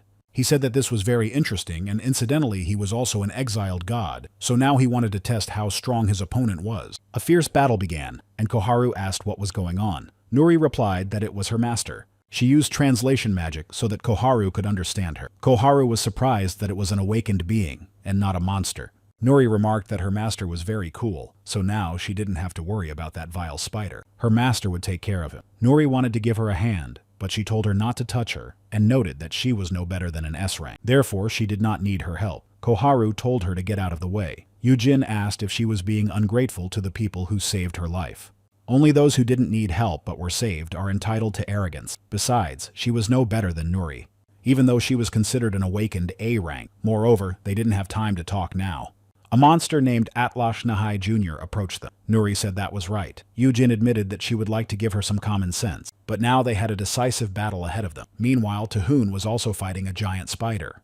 The spider wrapped him in its web, and he fell. Tekken thought that his sword would not be able to harm it. At this level, he definitely couldn't defeat this opponent, so he decided to show him what he was really made of. Transforming into a demon, he told the monster to rejoice, because he would be the first in this world to fight against his true form. His true form had the blood of a hydra, the bones of a dragon, the stature of a hippopotamus, and the wings of a demon. So if he really is a god, then he challenges him to try to survive. After that, he used his wings. He struck the monster repeatedly and said he would see if it could withstand his blows. Tekken jumped onto the spider and admitted that its defense was very good, but surely its eyes were not so well protected. He attacked the monster again and said that everyone has their weaknesses. He could withstand his blows, but now they would see if he could withstand this. Then he struck it again, inflicting heavy damage on the monster, but it did not destroy it. The giant spider began to release poison. Tekon realized that this was not ordinary poison, but something very strong. Nuri and Yujin fought the monster together. Koharu thought that their country would probably not be able to defeat the monster on its own, but they would never let the world know that some weak country was helping them. She decided to take advantage of the fact that they were busy fighting. Then she called for backup from the process team. Tekken mentally contacted Nuri and told her to get as far away as possible. She told Yujin that they had to leave immediately. Yujin saw the poison spreading around them. Then they started to run away, and Yujin remarked that she could have said something earlier. Nuri replied that she had just learned about it from the master. Koharu asked what had happened and said she hadn't done anything. Nuri grabbed her and they ran away. Then she said that if she wanted to live, she had to get out of there. Taehoon saw that they had escaped and mentally praised his subordinate. This poison could even eat away his skin. It was definitely a divine-level poison. But he had an idea. Tekon asked the monster if this poison could handle a dragon's fiery breath. Then he saw that the monster was frightened and said, "Is the one who was called a god afraid of some flames?" This greatly disappointed him. After that, he attacked the monster with fire, but the monster attacked him in return. Tekon was injured, and Nuri was afraid for him. The monster was able to block the dragon's breath and penetrate his body. Now it is trying to destroy him with spiritual poison. It is indeed the poison of a god, and even in his dimension, it would be so. Few could survive such a thing, but unfortunately, the monster was unlucky with his ally. Tekon said that his poison was useless against him. Hydra blood flows through his veins, so how can poison harm someone whose blood is poison? So it's time to end this show. Tekon struck the monster countless times and then said that it was fun and now he must die. After that, he delivered the final blow. He destroyed the monster and obtained a huge magic stone from it, thinking that it was strain. Magic stones are essentially just accumulations of impurities from powerful beings. He was not surprised when he pulled a similar stone out of a weak dragon. But this opponent of his was a fallen god, that is, a perfect being who could never have impurities in the form of magical essence. It must be because of a contract with someone, and it's serious. Meanwhile, Nuri and Yujin got into trouble because Koharu called for backup. In an instant, they were surrounded on all sides. Yujin asked what they were doing. They couldn't let it become known that Korea had helped them. Koharu said that in that case, Japan's international authority would be destroyed, so they would have to die right now. Yujin remarked that she remembered her singing a completely different song when she was attacked by monsters. Did she really want to betray them, even after they saved her? Koharu said that only someone who is on the same side as the potentially betrayed can betray them. They are too naive, and their country is indeed weaker than theirs. Nuri said that they came here to protect people. Then why do they still want them dead? Koharu said that as an awakened Japanese, she has a duty to protect her country's reputation. And now she is acting according to her conscience. They were arrogant enough to invade their territory, so let them reap the fruits of their stupidity. Koharu thought that without this awakened S-Class, victory was assured for their side. But then Taehan joined them, and no one understood who this guy was or what was going on. Tekon said that in light of the situation, he was going to resolve everything easily and simply, and that their attitude was very offensive to him. Koharu thought that if he had arrived even a moment later, they would have already dealt with them. Yujin reported that they had saved these people.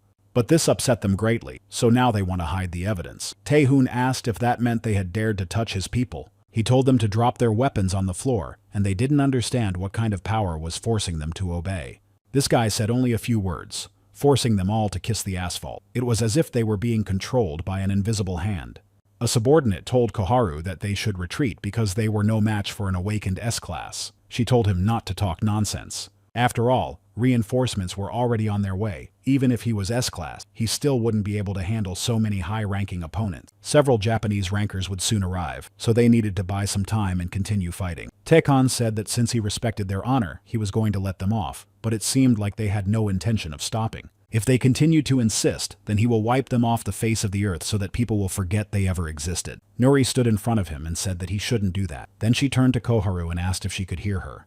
She said that even if they had betrayed them, her desire to help people was unshakable, so she offered to make a deal. She suggested that he fight her one-on-one or with someone else. If Nuri wins, they will let them go. Then she would submit an official request for the resolution of the international conflict. If Nuri lost, they would not file a report on the incident. They also promised to remain silent. Nuri said that as she saw it, she would resolve everything personally, without the involvement of her master. Because if he takes matters into his own hands, she understands that many people will be injured. Yujin asked if she really had to care so much about them. Taehoon believes that a person's actions reflect their true nature. He is surprised that his subordinate has become so brave, so he agrees to her conditions. He will not interfere, whatever the outcome. He also vows not to attack the Japanese rankers and swears by the name of the Demon Lord. Koharu asks what right they have. Her subordinate said that this was a great opportunity. They could use this duel to buy time. Therefore, he asked her to leave the matter to him, because he was confident that he would not lose to this Korean awakened one. Taekwon hopes that his subordinate will show him the results of his training. After that, they began the battle. Nuri immediately attacked the guy and hurt him. Yujin said that Nuri was winning. Koharu couldn't understand what was happening and was shocked that this girl had actually won. Taekwon said that now they were even. He was glad to see his subordinate surpassing herself, so now it was their turn. He would be generous and keep his promise, but they had to get out of there if they valued their lives. Koharu didn't like those words. Enraged, she asked how these low-ranking Koreans dared to insult them. They would never leave this place alive. So she ordered her subordinates to destroy them all. Yujin asked if she was serious. Taekwon praised Nuri and said she had done everything she could. Then he turned to his opponents and said he had no desire to use his sword. So he simply used his power and wiped everything around them off the face of the earth. Then he said that there was nothing left to do here and that they should return. Yujin couldn't believe that he had done all this himself, so it's a good thing he's on their side. The news reported that as a result of the incident with the 8th-ranked enemy, the entire city of Osaka had been destroyed. As a result of the incident, many of Japan's awakened died or went missing. It is estimated that these losses will not be replaced for 10 years. The Japanese government thanked the South Korean government for its help in destroying the enemy. They also received a proposal for cooperation between the awakened. This was in order to fill the gaps in their fighting power. Gu Chang-suk, the house manager, brought a package from Japan for Mr. Taekwon. They opened it and saw that inside was an object called an ice pillar. As is well known, this is a valuable item that is treasured in Japan. Nuri said it was an incredible item. Even the planning department had never seen anything like it. Taekwon said it was a nice thing, but useless to him except as a refrigerator. He thought that instead of sending some useless thing, they should have sent food, such as tuna. Gu Chang-suk said he would pass on his words about this incredible item. Taekwon sensed someone approaching the island, so Gu Chang-suk decided to check it out. Some people were indeed approaching them, and what they saw seemed incredible to them. After all, they had taken over the entire island to build a house. But that was understandable because an incredible S-rank awakened person lived there. That's why they risked their lives to get here. The men arrived on the island and apologized for the intrusion. Gu Chang-suk said that these people were members of the Aries Guild, which is part of the Awakened Association. Recently, the head of the guild, Mr. Kim In-sok, had requested a meeting, but he made it clear that Mr. Kim was on vacation and asked to reschedule the meeting. He was very sorry that this had happened and would immediately expel them from the island. Taekwon said that this should not be done. How dare they show up here uninvited, knowing that he is much stronger than them? It seemed that their lives were not very precious to them, so he became curious. Therefore, he decided to meet the guests. The men entered the house and thought it was a real Demon King's castle. It seemed that the awakened S-ranks were no joke. Taekwon asked Kim In-sok if he wanted to see him. He replied that he did and that he was from the Aries Guild. Taekwon said he would listen and asked what he wanted. Gu Chang-suk brought Taekwon his order of ice chocolate with Belgian chocolate. Kim In-sok thought he had an original taste. An S-rank awakened looks like a Demon King, and he even has ice chocolate. Taekwon said that if he had something to say, he should say it quickly, because now he couldn't waste any time. Kim In-suk fell to his knees in front of him and asked him to accept their Aries Guild. Taekwon replied that he didn't want to. At the Association of Awakened Ones, Young Woo-min was shown a report about the Aries Guild, but he didn't understand what it was. His subordinate explained everything. It was a guild of Awakened Ones, led by Kim In-sok. An Awakened One of rank S. Jun Woo-min asked what business he had with some rank S guild. His subordinate said that he should pay special attention to it because he was connected to it. Jun Woo-min realized that they were talking about the crazy Awakened One and told his subordinate to tell him more. As the subordinate had already mentioned in his previous report, the head of the Aries Guild, Kim In-sok, had recently been trying to meet with Taekwon. He was doing everything he could to make it happen. They decided that the chances of a meeting were slim, so they limited themselves to formal surveillance, and they did not devote much time to it. But in the morning, information came in that Kim In-sok and his henchmen had left for the Yellow Sea, to the island in the Yellow Sea where Taekwon lived. A report has just come in that the meeting took place. Jun Woo-min doesn't understand anything. Why did they even need to meet with this monster? And what was he planning if he agreed to meet? So he ordered them to find out everything first. What exactly was his purpose in going to see him, and what did they talk about? He must report everything in the smallest detail. His subordinate said that he had already taken measures. Jong Woo-min thought that since there was no suitable way to deal with him yet, he would just observe. But this worthless S-rank had decided to stir up a hornet's nest. If the contract with him was terminated, the association would suffer losses. Therefore, there was nothing left to do but take action. He decided to call someone and discuss the matter. The man was surprised that the chairman himself had called him. He hadn't called for so long, and now he had decided to call himself, so something must have happened. Jun Wooman said he wanted to entrust him with a task. He was willing to reconsider the offer he had previously rejected if he took on the job. Tae-hoon continued talking with Aries Guild representative Kim In-sok and said that everything was simple and he didn't need him. Kim In-sok wanted to ask something, but Tae-hoon remarked that he was useless to him, even more useless than the pebbles under his feet. Out of respect for his courage and risking his life to enter his territory, he would let him go unharmed. So let him go right now because he doesn't like to waste time. But Kim In-sok cannot return with nothing. He felt it at first glance, and if he didn't grab this man and get under his wing, there would be no future for their guild. Kim In-sok said that wasn't true. They, like the awakened ones, had also gone through many dangerous battles, even if he thought they were worthless.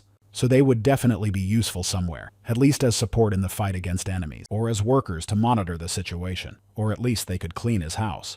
Therefore, Kim In-sok asked to give them a chance, and they would do whatever he told them to do. Tae-hoon asked if they would really do anything. He found this interesting and agreed to give them a chance. Then he asked again if they were really ready to do everything he said. Kim In-sok said of course, so Tae-hoon asked him to prove his abilities and value. They would start with something simple. First, they needed to capture the Association of the Awakened. Kim In-sok was surprised by this request, but he said he would do anything. They went back, and his subordinate said that this request was impossible to fulfill. In-sok asked what they could do. If they don't get under Mr. Tae-hoon's wing, they have no future. Then they will have to die anyway. The association needs to destroy 3 main guilds. Surely they have weaknesses, or at least some loopholes. As soon as they return, a detailed investigation must be launched, but the main thing is not to let them see them. If everything works out, they will make a big score. Nuri asked the master why he gave them an impossible task. He was surprised that she called it an impossible task. She said that it was indeed impossible. The Association of the Awakened consists of more than 100 small guilds and 3 main guilds that control them.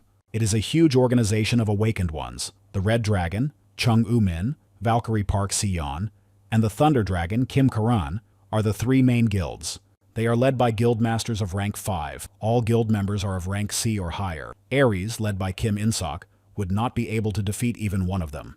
Tae-hoon said he knew this and didn't even count on them. Nuri then asked why he needed them. He said that only if they could accomplish this impossible task would they be of any use.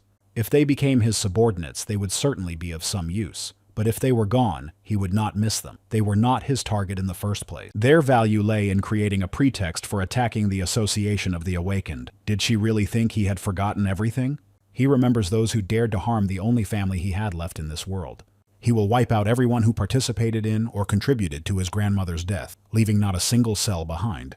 They will become fuel for his righteous revenge. Yujin thought that whoever they were, it was scary to make such an enemy. Therefore, they would certainly not die an easy death. Meanwhile, Kim In-sok met with the head of the Valkyrie Guild, Park Sion. She said that he had been very busy lately. They say that he has been diligently gathering information about them. To be precise, about the 3 main guilds, including theirs. In-sok said he didn't understand what she was talking about. He thought about his subordinates as he had asked them to be careful. Park Sion told him not to pretend that he didn't understand. They had already found evidence of his activities and his people. In addition, they found something else interesting, namely, that he had started gathering information about the 3 main guilds immediately after meeting with the S-ranked awakened Tae-hoon. Kim In-sok thought that it was probably the end for them. He was lost in his thoughts and did not hear Park Sion address him. She told him to calm down because they weren't going to do anything. Their guild of Valkyries called themselves the Defenders of South Korea, and they weren't going to behave like street criminals. Unlike the Red Dragon Guild led by young Wooman, she was just curious. Namely, what kind of deal they had made with this S-ranked awakened one that made him act so recklessly. In the worst case, in order to oppose this awakened one, all the awakened ones of South Korea may have to join forces. Yujin trained with Nuri and wondered how she ended up here. It turns out that she and Nuri became the master's subordinates. The National Security Agency wasn't even looking for her. She thought they had abandoned her here and forgotten about her, but then she got a phone call. She said she thought they had abandoned her, and her boss replied, "How can you say that?" But in fact, he had called to inform her of some problems. Yujin reported that she had just received a call from the National Security Agency. Tae-hoon asked what had happened, and realized that it was related to the Aries Guild. After talking to Park Sion, Kim In-sok was asked if he was from the Aries Guild. After that, there was an explosion. Jun Wooman said how dare he join forces with him and betray him, and did he really think he would get away with it? He decided to crush these pathetic rats. So he staged a terrorist attack that killed members of the Aries Guild. Tae-hoon saw the news and said that he had proven his worth and that he would now accept the Aries Guild. Rumors reached the director that Tekon was planning to attack the Association of the Awakened. He did not understand this unexpected turn of events. Siren said that Kim In-sok from the Aries Guild had been attacked in the center of Seoul. It looked like it was an attack by the Awakened. Park Seon, the head of the Valkyrie Guild, who happened to be at the scene, intervened to prevent further casualties, but In-suk was seriously injured. One of the two guild members accompanying him was killed, and the other is in critical condition. The reason for the attack on the guild is unknown. But the problem is that this guild, Aries, has switched sides to Tekon. Director John Homan asked how this happened. When did the guild manage to switch sides? And when did this happen? Shinho understands his surprise. They themselves only found out about this from Nuri. Serena said that Taehoon believes that his subordinates from the Aries Guild were attacked by the Association of the Awakened and decided to take revenge. Director John Homan said that it had not yet been determined who exactly carried out the attack, but then he understood everything and couldn't believe it. Serena said that the unexpected subjugation and attack on the Aries Guild was planned by Taehoon to create a pretext for attacking the Association of the Awakened. He would use the attack on his subordinates as a reason, and planned to take revenge on the association for its involvement in his grandmother's death. The driver asked Tekon if he should take them to the National Security Agency, and he said no, he should take them to the Valkyrie Guild.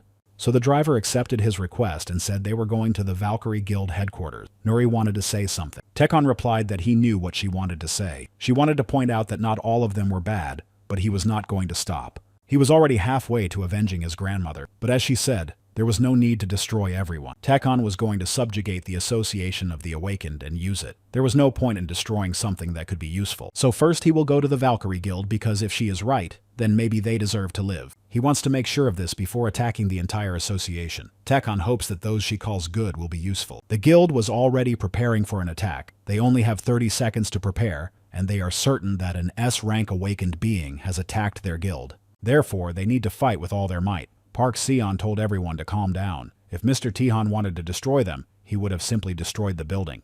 If he hadn't done so yet, it meant that he was ready to talk. So let everyone except the guild's combatants evacuate. She would do everything in her power to prevent a clash, no matter what the cost. Taehoon asked if she was the head of the Valkyrie Guild, Park Seon. She replied that she was. He immediately looked up information about her.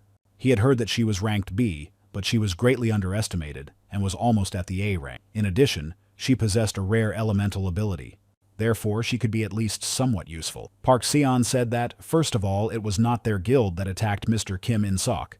She found out that Kim In-sok was gathering information about the three main guilds of the Awakened Association and simply asked him a few questions. She had no intention of antagonizing the Aries Guild or him. Tekon mentioned the Ilsum Guild and hoped she would not deny knowing about it. Park Seon realized that destroying the Ilsum Guild was not his final revenge for his grandmother. He probably believes that the entire Awakened Association is involved. That's why he wants revenge on everyone. She said it was a misunderstanding, and that their guild had nothing to do with what they did. Taehoon asked her to explain, and she said that they weren't there during the incident with the guild. They decided to hold Ilsum accountable. But the head of the association, Chung Woo-min, closed the case after receiving a huge bribe from Ilsum's guild. Of course, she wanted to protest immediately, but she couldn't go against the Red Dragon Guild on her own. If a split occurred and the information spread, the association would not be able to continue to exist. If the association collapsed, the ties between the guilds would be destroyed, and it would become much more difficult to defend South Korea from its enemies. She knows it's wrong, but they decided that in order to protect South Korea, they must preserve the association. However, they did not support the Ilsum Guild. Tekon said that as a result, they remained silent, and how this could be interpreted. Because silence is like consent. Does she really think that if their hands are clean, they are not involved in this? And if they close their eyes and remain silent, they are not responsible? Park Seon believes that he is wrong, but no matter what they say, it seems that he is going to destroy them all. So she told her subordinates to stop this man, and then used her strength. A fierce battle began between them. Yujin grabbed one of her subordinates and said that if they resisted, she would scratch their faces. Taehoon grabs Park Seon and says that what they did was for the greater good, which sounds very noble. He respects her way of thinking, but he was motivated solely by personal reason. Revenge for blood was personal revenge. So, in the face of death, would she be able to hold on to her high ideal? Park Seon begged for the lives of the other guild members at the cost of her own. She was ready to take all the responsibility upon herself. Taehoon said that was nonsense. Jun Wooman received a call and asked what had happened. The man said that he was only calling him about business, but things had not gone according to plan. They had carried out one of his orders, and the target he wanted eliminated had suddenly become enraged. They had wanted to do everything quietly, but now it would be problematic. The target was now heading towards him. Junwoo said that he was changing the terms of the assignment and told them to come quickly and protect him. The man said that it seemed like their boss was scared. He told him to keep quiet because only they could stop this monster, so he was changing the terms of the assignment. He replied that he had already sent people to him, but that was a little disappointing, because the big boss, Jong Yumin, was trembling with fear. He was sorry that he couldn't see it with his own eyes, and the cost of the order would remain the same, of course. After that, the man said goodbye and told him that they would meet again. Zhang Wuming was angry that he was being taken for a fool. Then he ordered his subordinate to immediately gather all the members of the guild and tell them to arm themselves to the teeth. The subordinate accepted the order and said he would pass it on. Jong Yumin thought that even though he was a monster, he could unite the forces of his guild and the other guild. He considered him too cocky and had no intention of giving up so easily, so they would see who would win. Before that, Tahoon told Park Seon that it was nothing personal, but their guild could still be useful to him, so let them follow him. Now they are going to destroy the Red Dragon Guild. She doesn't understand why he is taking her with him. Taekun said that she will have to testify about all the crimes committed by the Awakened Association and Jun Woo-min. She must tell him everything she knows. If he wants, he can destroy them all in an instant. But if he does it all himself, it will only increase the number of his enemies. Her testimony will give him the necessary excuse. The guilty must be punished, but at the same time, he will keep those who are willing to follow him around him. So let her watch his actions and do what she must. And that is why he left her alive. Park Seon said she understood everything. The driver said that they would probably have to stop here. They couldn't go any further because the Awakened had gathered in the middle of the street. They were all armed and waiting for them. Tahoon told his subordinates not to interfere, because this revenge belonged only to him. The members of the Red Dragon Guild shouted that this was the very same Tahoon, so they should all attack him together and destroy him. Jun Woo-min, watching everything, realized that it was impossible to stop him. His subordinates shouted that they needed reinforcements. The man next to him asked if this was the same S-ranked awakened one from South Korea. It seemed his name was Tahoon. But he's not as strong as he thought. He must be holding back because he's not like the one he heard about. Even if that's the case, the head of the Red Dragon Guild, Jun Woo-min, is out of luck, but he can handle him on his own. Jun Woo-min asked him to stop this monster and he would pay him not only for the job but also give him a huge reward. The man agreed and told him to trust him. Meanwhile, Taehan dealt with all of his minor opponents. Park Seon believes that they must be members of the Red Dragon Guild. She is amazed at how one person destroyed one of the 3 strongest guilds in South Korea. They made the right decision by switching sides. Nuri thought that although they were seriously injured, no one had died. Therefore, the master showed mercy. Tekken told everyone to move away because he noticed another opponent. The man said that he had received his spell right in the forehead and wasn't even scratched, so S-rank is no joke. Tekken realized that he was strong. The man said that it was just a greeting, so he shouldn't think he was the only one who was special. Because he was also S-rank, the man introduced himself as Dylan Rain from the second group, and that was the end of him. Nuri and Yujin were hearing about the second for the first time. Sian didn't think she would hear that name here. Most of the Awakened use their power to fight enemies. But there are also those who use it for selfish purposes. There were rumors that the second was a secret organization of such criminal Awakened one. They had too many suspicious moments for a normal terrorist or criminal organization. So she asked the head of the Jong Yumin if he knew anything about them, but he replied that he knew nothing. She suspected that something was wrong, and it turned out that Chung Woo-min was indeed in cahoots with the others. Chung Woo-min asked if he thought he was the only S-rank. How dare he try to take his life, but now it was his turn to die. Dylan Rain was surprised that his opponent did not react. So he asked where his WoW was, and if there really would be no reaction, since he was also S-rank. Taehoon replied that he knew, and so what? He looked over the information about him and said that he had no abilities that could interest him, so let him clarify something. Tekken said that he couldn't take his life. He wasn't the first to say such a thing to him, and he certainly wouldn't be the last. Dylan Rain told Jun Woo-min that he'd better go into hiding because it was going to be dangerous there now. Jun Woo-min replied that he had hired him. Therefore, he had no right to give him orders. Junwoo wanted to make sure that Tahoon would die. Dylan Rain said that if he didn't want to die himself, he should get out of there immediately. Junwoo decided that it would be better for him to leave. After that, Dylan Rain told his opponent that he had the right to be so arrogant, so let him attack. Tahoon said that such speed was impossible with 7th level magic. Dylan Rain asked if he would still be able to say that after this. Then he used his Inferno magic and struck. Taehoon realized that it was a 6th rank spell, but with great speed. This was impossible with some pathetic 7th level magic, so he thought it was because of his unique ability of quick calculation.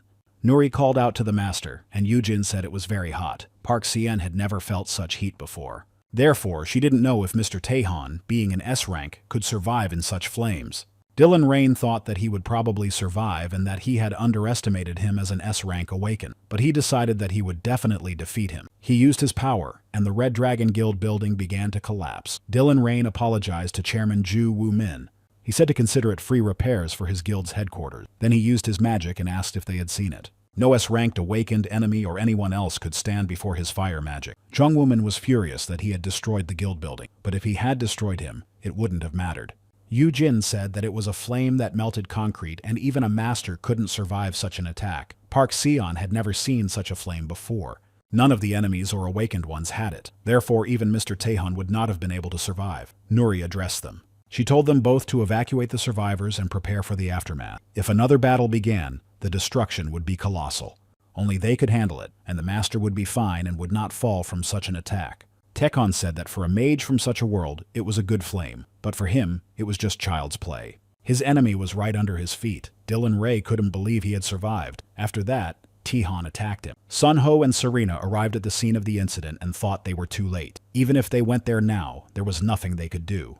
Serena said that Mr. Taehan would not prolong the battle, so they should wait for it to end and then deal with the aftermath. That's all they can do. Taehan said that the sweet moment of revenge is over, and now it's time to enjoy the entertainment. Dylan Rain was angry that he underestimated him, but he was only a physical enhancer, so he shouldn't think he was the only one who could do that. After that, Dylan Rain attacked him and asked how he liked that. Even he couldn't withstand this attack. Taehan said that it was impressive and that he was quick to adapt, but that was all he was capable of. Tekken asked if that was all he had. Dylan Rain couldn't understand why he didn't have a single scratch on him after all his attacks. Moreover, he was just a physical enhancer. How could he withstand his magic when he was just an enhancer? Tekken asked for permission to correct him, and said that he was not an enhancer but a mage, and he would answer his question out of mercy. Because his magic is a pathetic imitation of the real thing. He is too cocky if he thinks he can surprise him with his warm flames. Dylan Rain said that his magic was primitive, and that this was the main difference between them and the demons of hell. The power of hellish creatures lies not in their bodies and abilities, but in their endless thirst for battle. Even when they are on the verge of death in the face of their enemy, they never lose the will to fight. Tekon believes that the people of this world give up easily in the face of overwhelming force. The only exception was Anderson, the strongest man in this world. Tekken thought that Dylan must have reached his limit. Dylan Rain said that he must have been wrong to underestimate him and take him for a mere enforcer. Finally, he had met a worthy opponent. To fight him to the death, Tekon said, okay, in that case, let him entertain him properly. Dylan used a wall of fire. Tekon noticed that the flames were much stronger than before. Then Dylan decided to use ring compression. Then he said that was not all and used a volcano and a fire wet, believing that even an 8th rank enemy would not withstand such a blow. Even if his opponent didn't die, he would definitely be seriously injured and lose his life. But then he saw that his opponent was unharmed and did not understand why nothing was working on him and why he could not die. So he continued to attack him. After that, Tekon struck him and asked what had happened, because he had lost his hands. So let him create new ones with magic, because he still has magical power and can continue to compete. Moreover, he was one of the strongest magicians in the world, so he should ignite his fighting spirit, compete, and continue to entertain the Demon King. Dylan Rain began to beg for mercy, and Tekon was saddened and said that this was his limit, but it was quite fun. As a reward for cheering him up, he will punish him with magic. Dylan begged him not to do it. He was ready to give him any amount of money or become his subordinate and tell him about the second organization if he wanted to know about it. Dylan was ready to tell him everything so that he would spare him. Tekon said that unfortunately he couldn't use magic in this world yet, but there was one saying: any sufficiently advanced technology is indistinguishable from magic. After that, Tekon blew him up. Serena said that even a 5th rank enemy would have caused less damage. Probably nothing was left of those who were in the building, including Chung Woo-min. Sun Ho agreed with her. She said that considering it was revenge, they were lucky, because it ended just like that, but it could have been much worse. The team moved on to cleaning up the aftermath of the battle.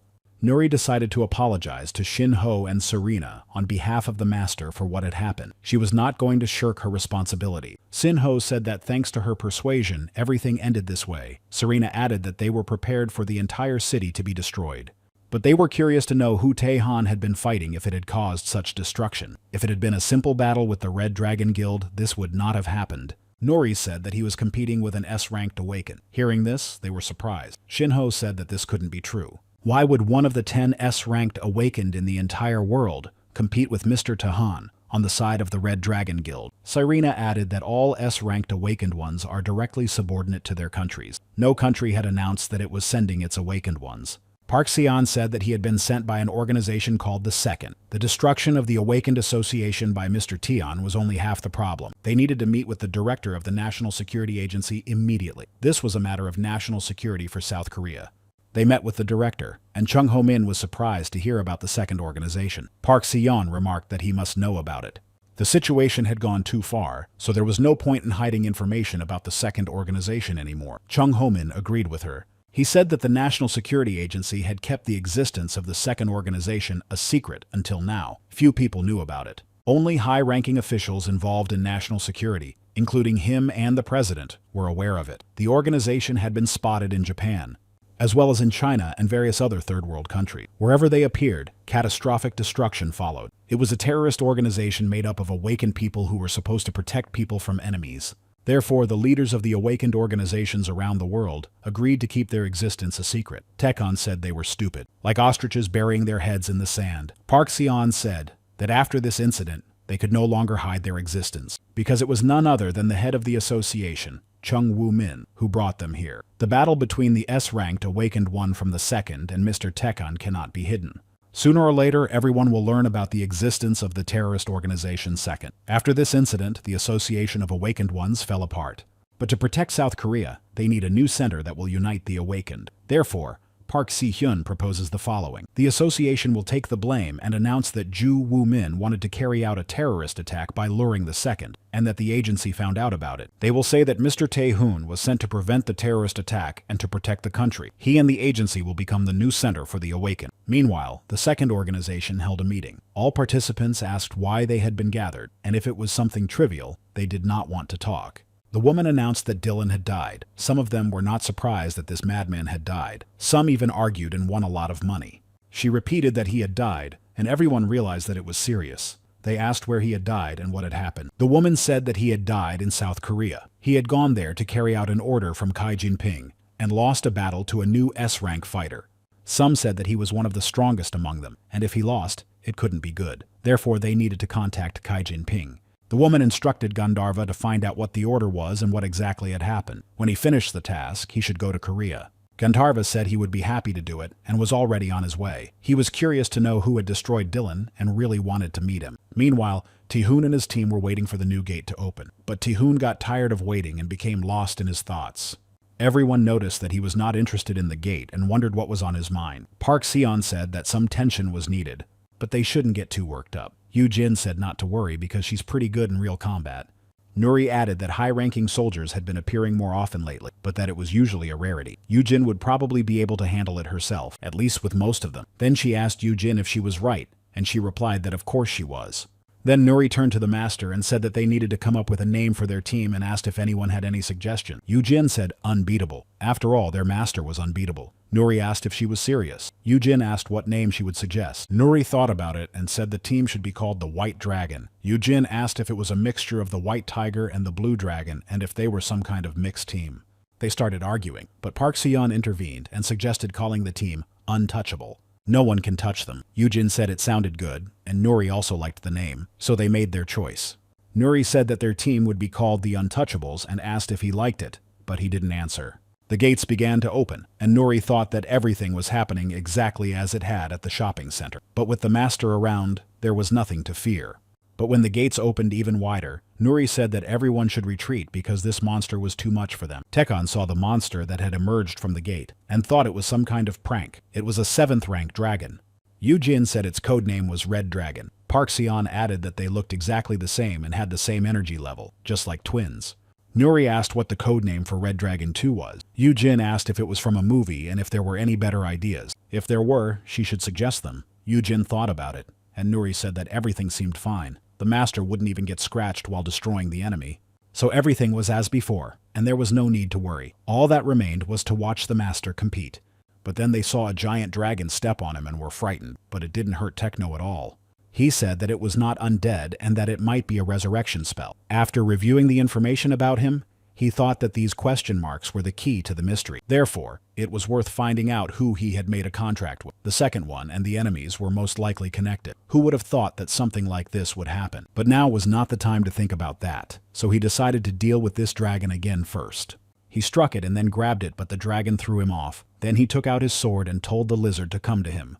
Everyone else watched the battle, and Tekon said that mages would be a good name. Nuri asked what he was talking about. Tekon replied that he meant the name of the team, and that mages would be suitable. Then he said that it was time to clean up. Insuk couldn't believe that he was thinking about a team name while fighting this monster. Nuri told them to come to their senses. Then she noted that unfortunately, team training would have to be postponed and they still had things to do. Insok and the others should take care of the enemy's body. Pak Sion should report everything to the National Security Agency, and Yu Jin should go with her to find the dragon's head.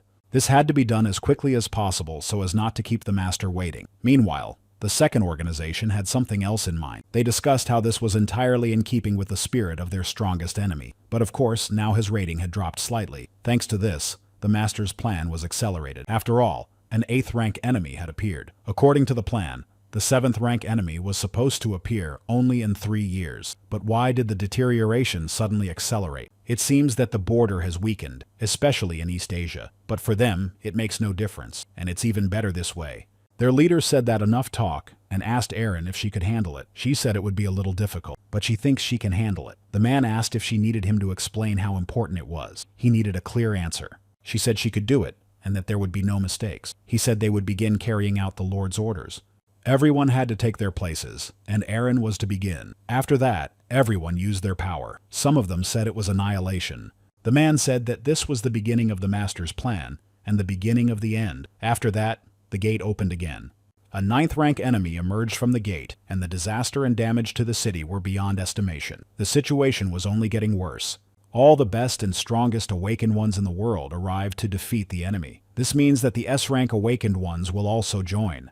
Pak Sion said that most likely the United States and China would be there, and Russia, which borders China, would also arrive. Nuri said that there would also be a master. There will be at least 3 S-rank awakened ones. Park Sion informed Mr. Taehan that they had already arrived. She thought that it was unlikely that there would be anyone stronger than him, but clashes between awakened people from different countries were inevitable.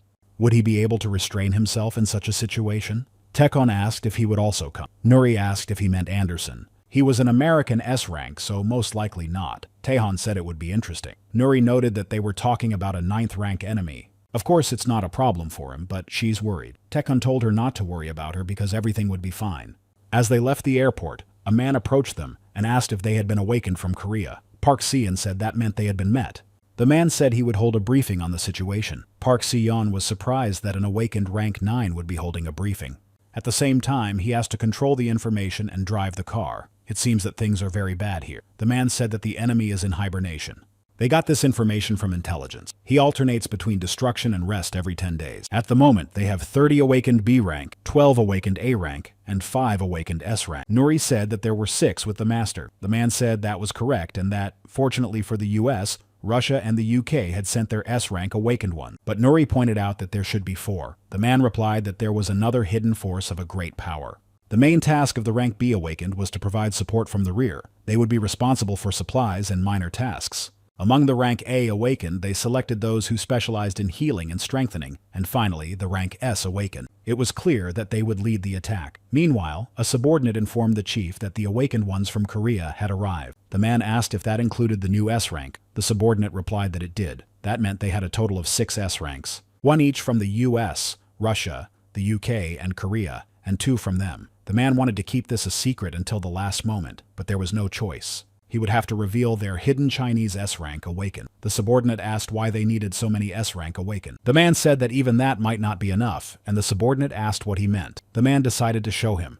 The subordinate asked what it was, and he said that even this bracelet of Sekhmet, which is capable of restoring even parts of the body, would barely be able to stop the deterioration. His subordinate asked if he had competed with him, and he replied that he had not. These were the consequences of accidentally hitting him with energy while passing by, causing destruction. He didn't even compete with him. Nuri was delighted to see all the strongest awakened ones. For example, Jane from Great Britain. She is an A-rank awakened and specializes in summoning. As they say, her summoned creatures are on par with S-rank awakened being. Benjamin Proud is also here, and that just can't be. Nuri told the master that he is an A-rank healer. He is called a saint for healing a large number of sick people. Then she saw another guy and asked who he was. She had never seen him before. The guy approached Tekon and asked if he was the S-rank awakened from Korea. Tekon looked at his information and said that it was interesting. He has cybernetic modifications. The guy asked what was interesting and if he knew him. Nuri asked him who he was, and he told her not to interfere while he was talking to him, and called her a kid. She got angry at him and said she wasn't a kid. People were standing nearby discussing this guy. He was a new Chinese S-rank awakened. But none of them knew him. A man approached them and asked what was going on, calling the guy Ray Pen. Ray Pen called him Gaolin. Gaolin apologized for him and asked Tahan if he was an S-rank awakened from Korea. He considered him a coward who couldn't even get angry when he was ignored. Then he said they would see each other later, because he had something to do. He told his subordinates that the awakened ones from Korea would not help them, so they should not waste time on trifle. He believes that if you want to increase your chances of surviving a battle with a monster, you need to cooperate with the awakened from large countries, not small ones. Nuri was furious with him and said that he was not even close to being a master. Meanwhile, Tekon decided to review all the awakened ones. In the information about them, he learned something interesting about Benjamin Proud, whom Nuri had just told him about, saying that he was a great healer. He saw that the guy had the title of 10th Apostle of the Second False Saint, the one hidden behind the veil, and was an S-ranked awakened one. He also saw in the notes that he was someone's servant. The guy he had recently competed with was also a follower. He saw this in the notes. He became curious about who this person was. Benjamin asked if he needed anything. Nuri said that he was the same saint from Manchester. Nuri confessed that she was his fan and was very pleased to meet him. Benjamin thanked her for such a nice comment. Tekon asked if he was a holy awakened healer. Benjamin said that he was, and to be more precise, he specialized in healing status effects. But Tekon noted that he had mistaken him for a magician who uses magical powers. Benjamin said he was no magician. As far as he knew, healing magic did not exist. Poxian said that only awakened healers could heal. Techon said that meant healing magic didn't exist. Benjamin laughed and said he would leave then. Nuri asked the master what was wrong with him. Taehon said not to pay attention to him because he was useless. Park Sian said that it was all beginning. They went to the scene of the incident and Nuri asked where Anderson was. Park Sian said that he seemed to be in the rear guard. Probably their plan is for the unknown Master Tahoon and other S-ranked awakened ones to exhaust the enemy. After that, Anderson would deliver the final blow. Ray Pen and Gaulin were also with Anderson.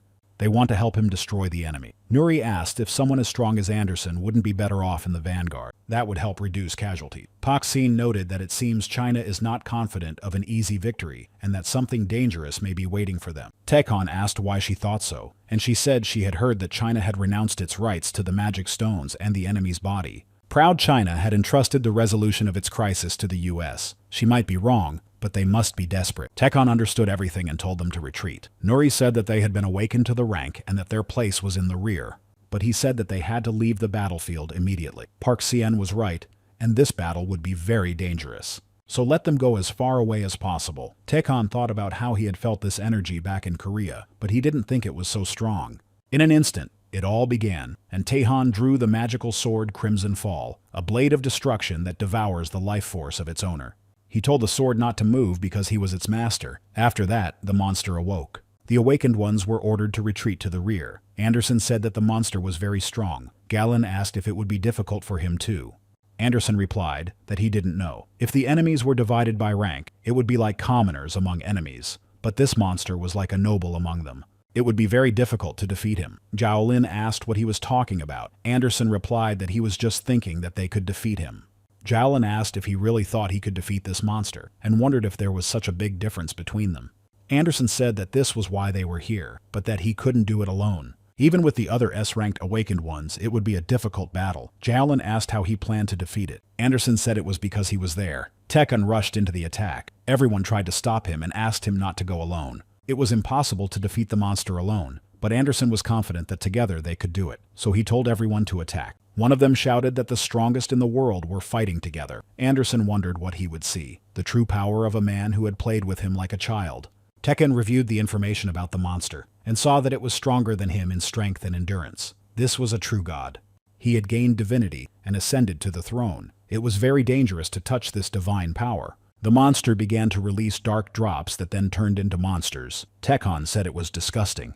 Then he challenged the monster to a fight. Anderson realized that these flying pieces were turning into 4th-rank enemies. He asked all the S-rank awakened ones from different countries to come forward to stop these monsters. The awakened ones didn't understand what was going on, but they tried to hold them back. Ray Pen said that this awakened one was ruining everything and not following the plan. Why should they even bother with these small monsters? Anderson said that he was the strongest of them all. To be more precise, he is stronger than all of them put together. Who else among them is capable of competing with this monster like he is? Pak Sien and Nuri watched the battle from the sideline, and Pak Sien said that there was nothing they could do. Nuri said that they should at least protect the awakened ones in the ranks, so she asked her to call for reinforcements. She herself decided to go on the offensive. Park Sien agreed with her and asked her to be careful. Jalin thought that this awakened one was from a small country, but he was certainly impressive for calmly competing with this monster. But he told Anderson that this awakened one from Korea was too cocky and was ignoring teamwork and doing whatever he wanted. Anderson noticed that this strong man really seemed to be retreating. So what would happen if he lost? Tekon noticed that the monster's energy hitting his body was causing his giant skin and hippopotamus muscles to rot. Then he spread his wings. Anderson asked Galeon if he wanted him to go crazy. Tekon said he was already crazy. He continued his fierce battle with the enemy, and Ray Pen thought he was insane. Jalen said that if the attacks were concentrated on his eye, the monsters would stop multiplying. The Awakened asked why they didn't intervene in the battle, since they couldn't stand by forever and deal with these trifles. But if they attacked him, these small creatures would start multiplying again. Then it would be difficult for those who remained to deal with them. Anderson said that there was no need to waste time and that they should take action. He decided to join Tekon and lead the attack. The rest would act according to the situation. Tekon realized that if he didn't attack this monster, there would be no result. Anderson joined him and struck the monster, but his attack did not work. Tekon said it was a waste of energy. Ray Pen tried to attack the monster and wondered what the vanguard was doing. Then he saw one of the awakened ones get wounded. He approached him, cut off part of his damaged shoulder, and said that he shouldn't whine, and that he was lucky it was his shoulder and not his neck. Then one of the awakened shouted that they needed to dodge. Ray Pen managed to duck, but the monster destroyed the guy. He only managed to shout his name. Ray Pen realized that they couldn't defeat this monster. Anderson asked Tekon if there was really no way. Tekon said that it would take about 100 years to destroy it, but by then, all of humanity would be dead. Anderson asked if he could stop it, and he said that he would be honest, and said no. Anderson said that in that case, he would do everything in his power. Tekon said okay and left. In the demon world, this would have been business as usual for him. After that, reinforcements arrived. Then Tekon saw that Nuri was in danger. He shouted at her to get out of the way. She didn't have time to do anything and closed her eyes, and when she opened them, she saw her master. He managed to save her. Then he said he told her to dodge, but because of that, he lost his arm. He cannot use his magic in this world. If he could, this pathetic god wouldn't have stopped him. Then he saw a portal opening in the sky. He said that the return journey had finally arrived. After that, he restored his arm. Nuri couldn't understand how this was possible. He said they would look into it later and used his teleportation magic. Then he said he was back. Using teleportation magic, he took all the awakened ones and transported them to a safe place. Then he told the monster that he was strong enough. Now his main goal was the enemy, and he decided to ignore the other goal. Tekon used his darkness magic to destroy all the small monsters, then said that wherever the boy was crying, that was where he would die.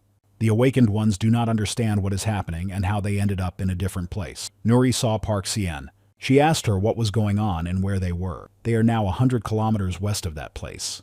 Anderson asked where Mr. Tion was. Nuri said that it seemed like he was still there. Jensen said that he must have died, but Chen Sen said that was nonsense. Nuri became angry and pointed her weapon at him. Anderson told him to stop if he wanted to remain on his team. Then he apologized to Nuri, and she told him to forget about it. Anderson asked if she said he was still there. He had also seen him last. It seemed that he had restored his body and sent them here. Nuri said that was right because the master had told her they would meet a little later. Anderson asked if he wasn't an amplifier. She said that the thing was that the master called himself a wizard. Anderson was surprised that he was a wizard. Paxian said that in any case they wanted to go back there and asked if there was any way. Galen said that the helicopters were already on their way. They would go there on them. Nuri asked if they could go with them because they wanted to make sure the master was alive. Anderson asked Gowlin if he minded. Nuri began to beg him along with Pak Sien. Gowlin thought about the incredible power of this awakened one. Even though he was from a small country, perhaps it would be a good idea to establish relations with such an awakened one. So he agreed and told them to prepare for the move. Meanwhile, the second head of the organization was amazed by the incredible magical power. Aaron reported that Benjamin had called her and said that something had gone wrong in China. He said it didn't matter. In any case, the initial goal had been achieved, and now it was important to find out who had used this great magic. This someone was using magic that surpassed the scale of those whom the master had deliberately created. So let him contact Benjamin. We need to find out who this magician is and what his purpose is. This must be found out at any cost. Aaron asked about Gandharva. He asked if something had happened. She said that Gandharva was angry because the Korean S-ranked awakened had gone to China. This was the awakened one who had destroyed Dylan, so he had not gone there for nothing. The man told him to wait a little longer. Moreover, the Chinese crisis would end, so if he was alive, he would return home soon. In the meantime, he should act at his own discretion. They cannot disrupt the master's plans at this stage and need to act more actively. Tekon told the demonic creature to come out and greeted His Highness. Tekon told him to raise his head. Then he asked where everyone else was. He replied to His Highness that after using the great magic of spatial transfer, when he opened his eyes, there was no one else but him. The demon felt only a faint presence of His Majesty. Tekon understood him and told him to open the gate. After that, he passed through the gate and found himself in his castle and sat on his throne. Meanwhile, the other awakened ones arrived at the scene of the incident. Paxine asked what was going on and where Mr. Tekon had gone. Anderson said, "Did all those monsters turn to ash?" He had never heard of such details. Had he sacrificed his hand to hide his power? Nuri sensed the master's energy and said that he was alive. Anderson asked what had happened during that time. Jalin said that the investigation team had already been called, so they needed to rest a little. He noticed that there were no traces of the magic stone either. Even Marigan, an awakened S-Class, had died. The energy of the 9th rank enemy had disappeared, and how could this be explained? And who had turned those monsters into ashes? Tekon ordered his subordinate to read his memories. He began to look through them and said how the nobodies were laughing and being rude to the king. After that, Tekon told him to restrain himself and not touch those who were close to him and those he was interested in. He also told him not to touch the mass destruction. This is not the world of demons, but another world, and nothing else matters to him. The subordinate said that it would be as the Lord commanded and asked if they should not find out the identities of these creatures. He thought that after a long time the king had finally found a worthy opponent. He wanted to find the identity of the unknown creature, and then destroy it. The king entrusted him with the beginning of this matter, and if the body is not in order, then the head will also suffer. It was difficult to figure out how to solve everything, so he entrusted the task to Catalan, who was in poor physical condition. He asked about the fortress they had placed in orbit around the planet. He said that they had taken precautions by making it invisible with the help of invisibility magic. Without abilities equal to the third eye, it was impossible to detect. Tekon said that was fine, and now they were going to the treasury. He said he hadn't been there in a long time and ordered the gates to open. They went inside, and Tekon pointed to items and ordered them to be taken. The demon Cadellan thought that this was a real battle. As history shows, battle is merciless to those who are not prepared for it. Tahun picked out several valuable items. Meanwhile, Nuri and Yujin met with the chief. He asked where Tahun had gone. Yujin replied that she didn't know, and he asked if he was even alive. Nuri replied to the boss that of course he was alive and that he shouldn't worry so much. He would come when the time came. The boss asked when that would be. Nuri decided to ask if the monster was not a 9th level. He replied that it was. Despite the fact that they had deployed 6 awakened S-Class warriors, they had not been able to destroy it. It was an enemy of a completely different level than those they had encountered before. That is why they called it a noble level. Yujin asked if there was a possibility that such an enemy would reappear. He replied that they did not know. Considering that they never found out whether the noble level enemy had been destroyed or had disappeared, he could reappear at any time. All they could do was pray that it would not happen on their land. Then he told Nuri and Yujin that they could go.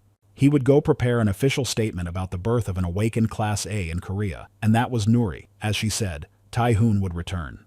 But they don't know when that will happen, so to calm the alarmed citizens, they need to announce Nuri's awakening to Class A. He also asked them to keep their lines of communication open. Right now, the two of them are the strongest forces in the country. Nuri told him not to worry so much. After all, the master could be standing behind that door. The chief said that if that were true, then there would be no need to worry. He opened the door and saw that Tekon was indeed standing there. Tekon told him to get out of the way. Nuri burst into tears, hugged him, and said she knew he was alive. Tahun said he was back. He gave her the weapon, and she was very happy and said that it was so big and beautiful. The chief said that Nuri would become even stronger. Yujin said she envied her nice weapon. Nuri replied that her previous weapon was also good, but this sword seemed incredible. Yujin said that it really did look incredible. It was so big and powerful, and probably even bigger than her.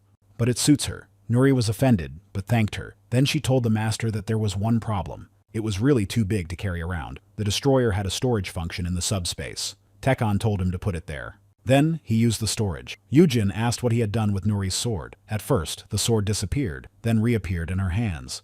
They were surprised that he was really a magician. They were surprised that he used magic when his body was capable of defeating an 8th rank enemy. It's like a power mage. Taeon turned to Park Seon and said that she seemed to have awakened the power of summoning weekly. So let her summon someone now. She agreed and tried. Summoners summon beasts from the world of illusion. This is due to limitations in spatial transfer. Would a higher phantom want to obey the orders of people from the lower world? It's just that the low-level phantoms who are constantly ignored and sent to the world of illusions want to be summoned somewhere, anywhere, and to be treated like summoned creatures. Tekon said that was weak. Nuri noted that it was an ice horse. Just from his call, the temperature around him drops 10 degrees. Tekon took out a bracelet and gave it to Park Seon. It is a bracelet of harmony. It can slightly weaken some of the restrictions imposed on phantoms. Park Seon thanked him. Yujin asked if he would give her something, but he also had something for her that was suitable for awakened beings, specializing in body transformation. He gave her a glowing shield and said that it might save her life one day. Yujin thanked him. Everyone else's eyes lit up, and they also waited for some interesting gift from Taehoon.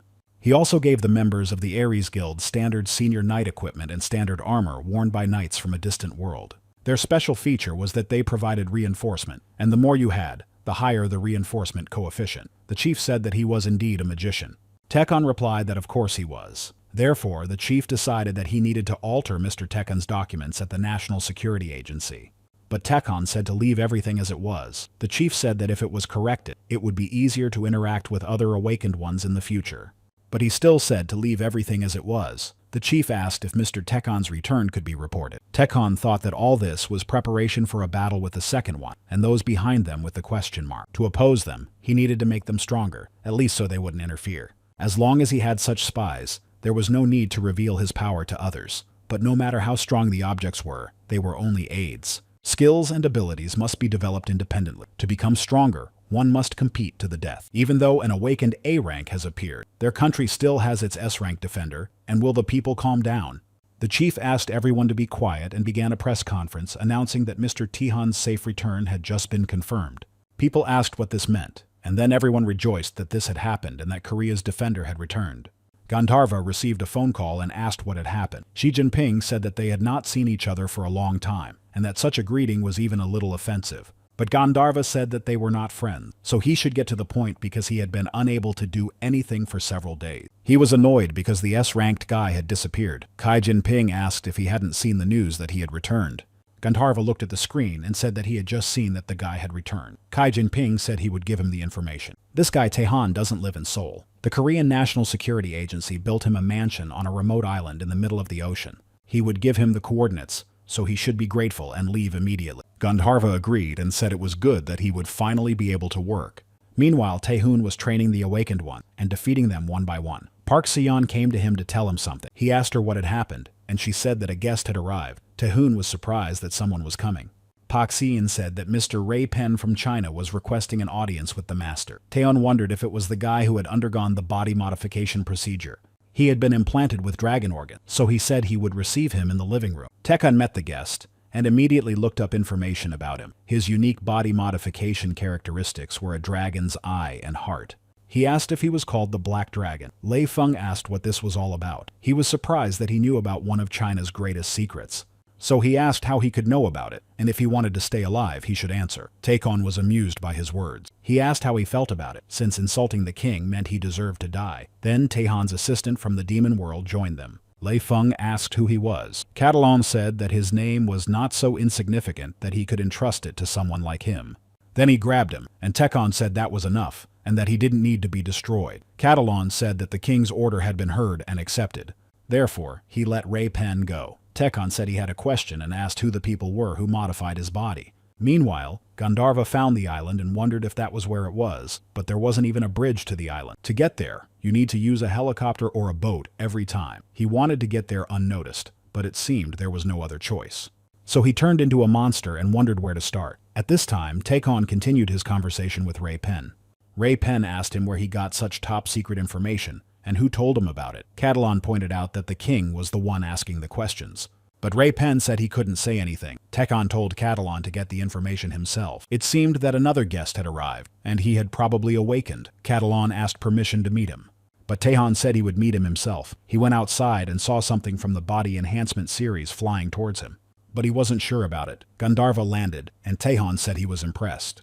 Gandharva asked if he was the S-Class awakened one of Korea. Taehoon told him to kneel and bow his head. If he did so, he would forgive him for his ignorance. Gandharva said that he didn't seem to understand the situation. He is the one who should kneel. Taehoon said that it was very funny, and if that's what he thinks, then he should die here. Tekon cut off his leg, and Gandharva asked what was going on. Then he used reverse time travel and restored the leg. This surprised Tihon, and he said that it was impressive and asked where he got such power. He said that it was the power of that very person. Tekon looked through the information about him and saw question marks instead of the follower's name in the notes. He also has the characteristic of deification.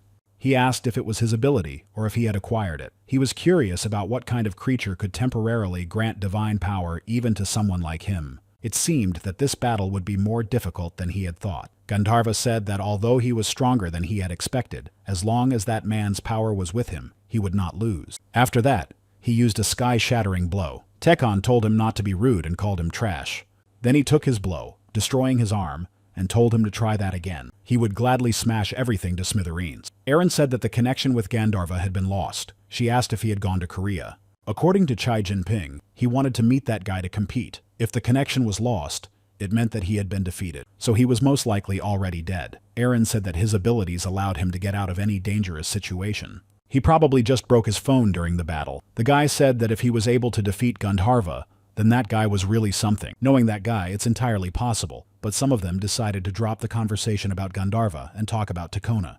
He is awakened from the body enhancement category and does not seem to use any special weapon, but his physical abilities have reached the extreme level of development. With one blow, he destroyed a mountain, and even destroyed a 6th-level monster with one blow. Aaron was asked if she was joking, and she said that they were forgetting something. This time, they opened the gate in China.